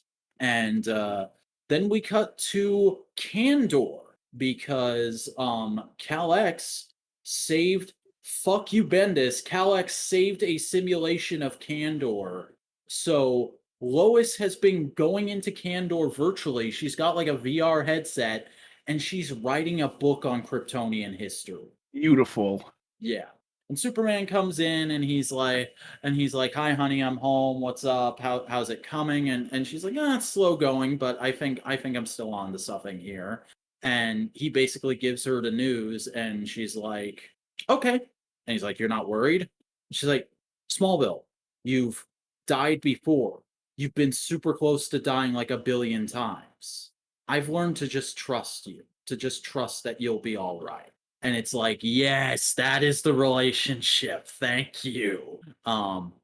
And then there's an alert, and Superman flies out of the fortress. And probably my favorite scene of issue 1030 is just this page of Superman flying out of the fortress and going, Kal-X, alert the League. John, Kara, Connor, whichever of you can hear my voice, we have a situation. Just like all hands on deck, let's go. All soups. Is Power Girl still around? She probably, I don't know for sure, because like the last time I heard about Power Girl, it's when there was the Power Girl and Huntress series in New 52. But I don't think that ended with them dying, and I don't think they've died in like an event or anything. So they're probably still kicking around. I just don't know where. Isn't Power Girl just like a future version of Kara? She's an older alternate universal future. She is an older Earth 2 Kara is the original origin. So it's like old man Logan to Wolverine. Kinda, but like it's sexier. Like, so Kara is in her late teens, early 20s. Karen is definitively, because she goes by Karen Starr, is her civilian identity, Power Girl. Karen is early to mid 30s, and she's basically DC Silver Age Iron Man, where she has her own company that's based in Metropolis, and everybody is constantly going, you look like Power Girl, and she goes, I just pay her to hang around my building and keep it safe. Yeah. What was her relationship with the Soup family then? Was it just more of like, you look like my family, but you're not quite it, so I don't feel comfortable around you? They're on good terms, but it's not like she's at family dinners. Okay. But it's not like they wouldn't invite her once in a while. Yeah, it's like Hope with the Summers right now. Mm-hmm. But Superman flies up and he sees that the alert is actually because a bunch of Warworld ships are dropping out of hyperspace and headed for the ocean right by where the fortress currently is. Because remember, thanks to the Bendis run, the original Fortress of Solitude was destroyed, and Clark made a new one in the Bermuda Triangle.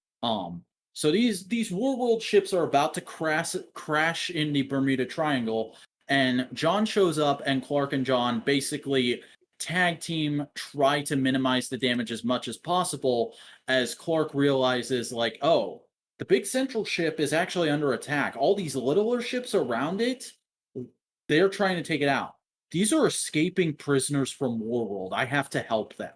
And so he flies in and stumbles across a African American looking woman and a few other prisoners, and she basically makes this face like she's looking at Jesus. And the art kind of reflects that, because Clark starts, because he hears her, and this is expounded upon later, he hears her say an old Kryptonian turn of phrase. And so he starts speaking in Kryptonian and goes, I don't know what you've been through, or if you can even understand me. And this is the opening of 1031. But my name's Clark, and no more harm will come to you today. And he pulls her out of the fire, and he grabs her friends, and as all these ships start crashing into the ocean, him and John fly all of them back to the fortress, and he notices that the girl he was talking to, she has the S shield branded on the inside of her palm. Oh no. Yeah.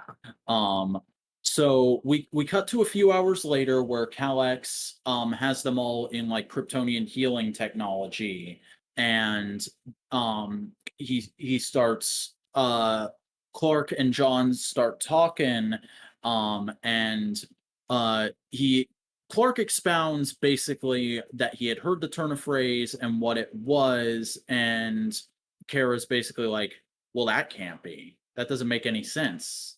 We're the three of us, meaning her, Clark, and John, are the only remaining Kryptonians. There was the citizens of Kandor, but they were destroyed, and we can't gain access to the Phantom Zone now because of Bendis shit. Lois is basically like, so what does this mean? Do you guys think they're Kryptonian? What's going on? And Superman's like, I'm gonna find out. And he flies to go off to go underwater to the crash site, and he meets up with some Atlanteans. And Arthur is there. It's not like a Aquaman. big dick swing. It's just like, oh hey, what's up? Do you need help? Mhm.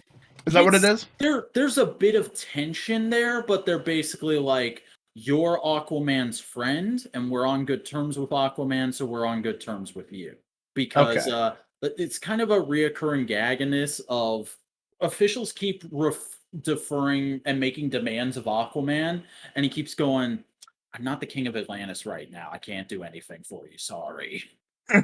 I'm here as like an ambassador.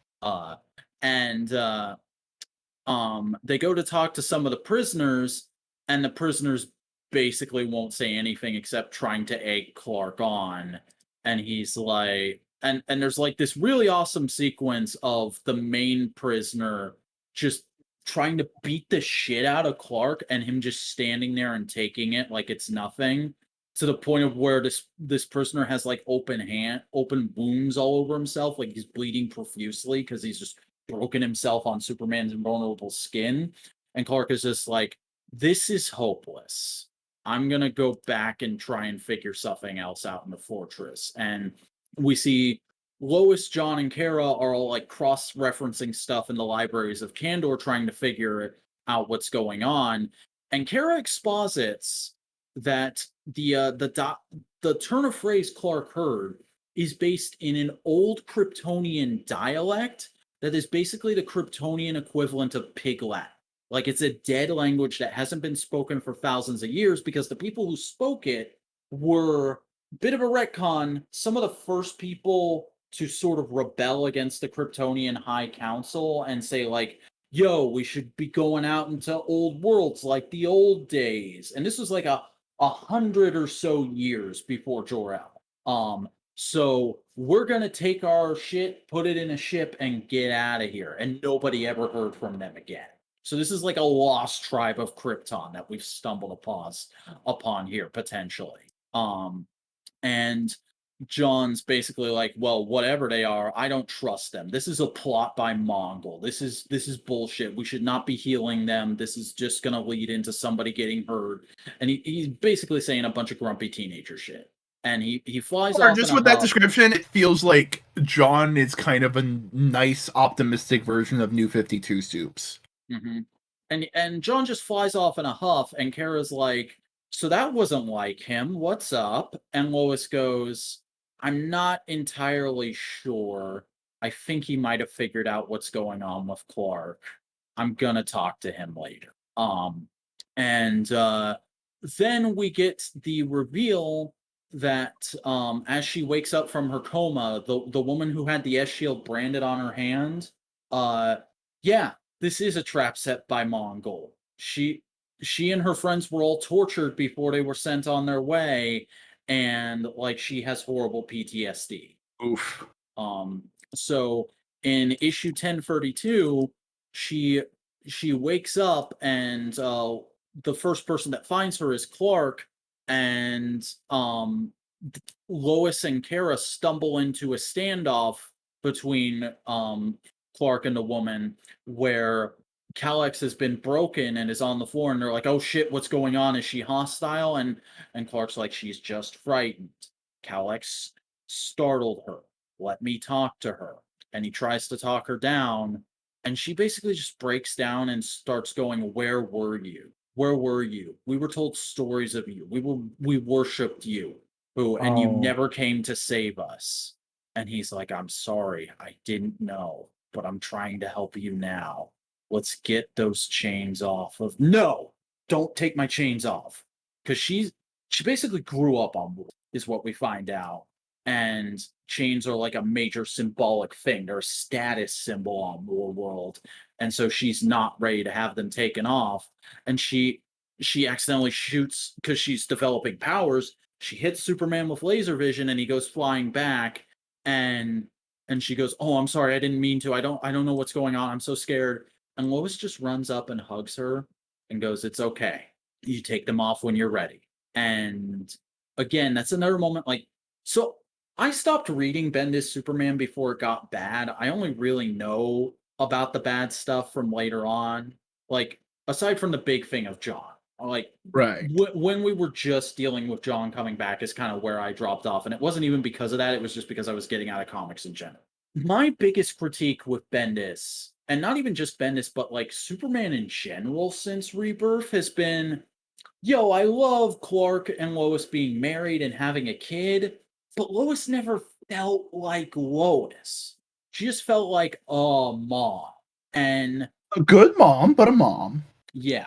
And this Action Comics run seems to be doing a lot to rebuild Lois as a character. Like, she's caring, but she's also inquisitive, and she's also a bit of a badass. And she can all like, the reason she is the perfect mate for Superman is because she is everything Superman is minus the powers. Lois is one of the only humans on Earth that could look the entire Justice League in the eye and not be afraid. Mm-hmm. Like, Catwoman could go up to see the Justice League and be like, "Oh shit, that's Martian Manhunter. What the fuck?" But they start to repair Calyx, and they basically establish, like, yeah, she woke up. By the way, the character's name, this new character, she is Thaula. THAO-LA. Okay.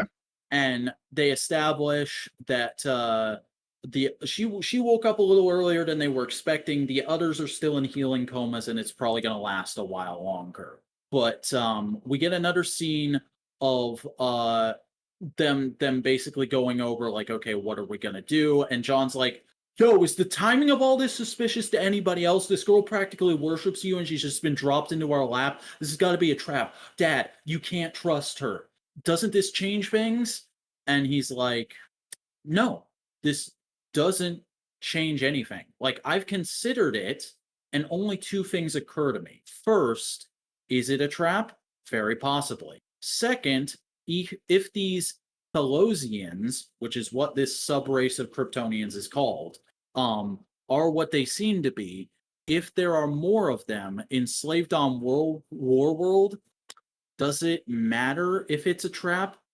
No. No, it does not. And Clark basically says, I'm going to talk to the Justice League, and we're going to go to War World, and we're going to save these people. As we then get another alert, because the power source for the main ship that these people had supposedly taken and escaped on kind of like put a bug up the butts of a bunch of Atlantean kaiju, and they're now attacking Pensacola, Florida. Fuck Pensacola. Yeah. Fuck Florida. Wait! He's in the Bermuda Triangle that connects to Florida. Superman's Florida man. He is. But Superman flies over. What's up, Soups? Come to St. Augustine. Superman flies over, and him and Aquaman take care of it, and right after they get the creatures to go away, fucking Steve Trevor shows up. And Steve Trevor is like, yo, I'm here as an ambassador to the American government, to the Justice League, because apparently there's only one person who works for the entire American government who knows the Justice League. Why is this my existence now? I hate this. But basically, we know what did this. We know there's a very powerful power source that is dangerous and is in the hands of Atlantis. So Aquaman, you got to get them to hand that shit over. And if you don't, we're going to war with Atlantis. And Arthur's like, well, I can't fucking do that. And then issue 1033 opens with Clark That's and like Arthur. telling Bill Clinton, hey, yo, can you go tell America to get rid of all their nukes? Mm-hmm. You have that power, right? Mr. Bill Clinton? Not even when he's in office. Yeah. But the next issue opens with Clark and Arthur talking to the Justice League, and it's the current Bendis Justice League. So they're all basically just like, well, doing that going to War World is kind of an act of war. That's us declaring war on War World, so we're gonna have to think about this a lot before we say yes, but we want to help. Just give us some time to figure out how we can. And we didn't get a scene of Lois hanging out and talking with Foul Law, and this is where we find out the lore bit of why the chains are a big deal. And we also find out that like she does take this to heart, so like she makes a comment, oh, Lois, you have no chains, so I don't know how much of a badass you really are. And then we cut over to literally a Mexican standoff between the US government and the people of Atlantis, where they're using a bunch of kaijus and shit to cut off a major shipping route. And Steve Trevor's like, yo, y'all gotta move, or we're doing this right now. This is freaking Cuban Missile Crisis. And so the Kryptonians show up, and Superman's basically like, anybody who opens fire will answer to me. We're not fighting today. We're working this shit out. And while that happens, we cut back to the fortress again, and we see Foul Law talking to the bodies of her friends while they're in their healing comas. And a portal opens, and one of the prisoners has escaped and starts attacking her and basically goes, Mongol believes you have forgotten what will happen, and he has sent us to remind you. And he starts beating the shit out of her, and we see Lois run up and see the silhouettes of this happening, and she runs off like, oh shit. And you think Lois is gonna go get Clark. You think next issue Clark's gonna show up and save Foul Law. Nah, because the cliffhanger for issue 1033 is Lois Lane showing up with a big old space gun and mooking the dude who was attacking Foul Law. Oh yeah. I'm surprised Clark doesn't go like, hey, Batman, do you have like an extra Hellbat suit that Lois can use whenever she's in trouble at the fortress? You really should do that because It's like a using that in the Gleason run was so awesome. Yeah, nice. I'm glad you're liking soups. Yeah, like it is literally the best time to be a Superman fan right now because even though I don't super vibe with Andy Authority, every Superman book going on right now is undeniably a banger. Action Comics is a great home base main Superman title. And the Authority is a good book for those who want something a little more thoughtful and a little darker from Superman. Woman of Tomorrow is probably the best book Kara's ever gonna get. And Son of Kal-El is a really fun way to bring in new readers and get them up to speed with what the idea of the Superman family is all about. Oh yeah, nice. So from starting with one Suicide Squad, ending with another, we got Hellion. Oh, it's sort of like poetry. It rhymes. Yeah. So basically we're at a meeting with Storm and the Arakko Council. And basically it's the entire Arakko. It's a parallel to Krakoa where all the Arakko Council just shits on their Sinister. It's like, what the fuck off, asshole. We're not at an Amneth anymore. You don't have to be a dick. We're trying to be nice here. Yeah, we're gonna be a little bit more fighty. We're gonna be a little bit more angry. But like, hey, we don't have to anymore. We can relax. Let's relax. Test your words, Tarn. Test them harshly before you speak of the abyssal prisons here. Simple. The table day will crush to dust you before allow Amneth to attack Krakoa. Basically, they're all going like, hey, fuck you, Krakoa's our friend. Don't do dumb shit. Nice. Krakoa's good people. All my friends is on Krakoa. And then really showcasing how much he is Arakko's Mr. Sinister, he gets into some dumb shit. As we go back to Hellions and they're fighting off Tarn's minions and they're doing all that kind of stuff. And then Tarn walks through and goes like, hey, motherfuckers, what's up? I'm gonna remove all the genetic basically, I'm gonna fuck with you 3 mutants that came back all weird and strong after Swords. What's up? Oh no, Wild Child, you're back to your old whimpering self. Oh no. All that kind of stuff. As Tarn and basically goes like, oh, you didn't tell them what you did? You went to Arakko to steal some genetic material and killed them just so you could save face and not have to deal with it. You killed them, asshole. They don't know, haha. And now I showed them psychically what happened. As Sinister goes like, don't be fooled by his lies. And the old Sinister who got killed in the clone, guess we mustn't take his literal memories of events at face value. As basically Sinister goes like, all right, fuck protocol. And he unleashes every Sinister clone he has in his possession as Tarn goes sacrilege, beautiful sacrilege, and they're fighting. It's fucking shit. And Sinister Prime starts running, and the clone Sinister goes like, where the fuck you running to? Yo, dude, I got some shit. You're gonna want to see it. Fucking chimeras. Fuck it, let's go. Oh my god. As they run through the portal, as basically the Hellions team is screaming at Sinister, what the fuck you doing? And Sinister goes like, I'm going through a no-gate, keyed solely to Essex's DNA, of course, linked to a location you do well keep secret. Wouldn't want the Amnerith psycho to show up and start breaking things, not when I stored such precious cargo there. Keep them busy, will you? Tarn will need something to play with. Basically, leaving his team for dead. Oh my god. This fucking guy. Because he's Mr. fucking Sinister, the biggest asshole in the world. And that's it for Hellions. Alright. And that's it for the podcast, except for pimping our shit. So why don't you tell the people where they can find you? Yeah, hey everybody, I'm the Vacuuminator. I'm a toy reviewer, whether people want to watch me or not. You can watch me though. Go to youtube.com/thevacuuminator. It's TheVacuuminator. And you can watch me review stuff like AEW Unravel Collection, Marvel Legends, or this week G.I. Joe Classified Series.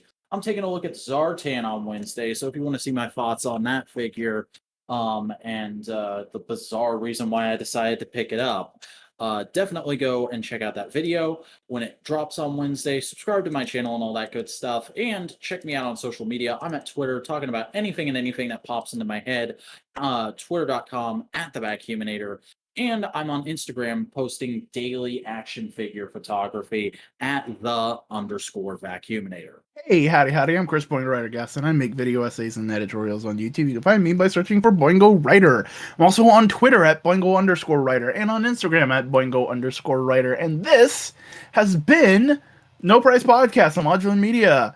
If you want to see this podcast and many more, go subscribe to our YouTube channel, like and comment on this video. We have other podcasts such as MMWP where we talk about wrestling, Components where we talk about random shit, and This Week in Toku where Vec and Buster talk about Toku. I just hit my mic. If you wanna hear my thoughts on those Ninja Turtles figures again, tune in tomorrow to Twit. Hell yeah! But ultimately, do we have anything else we need to say?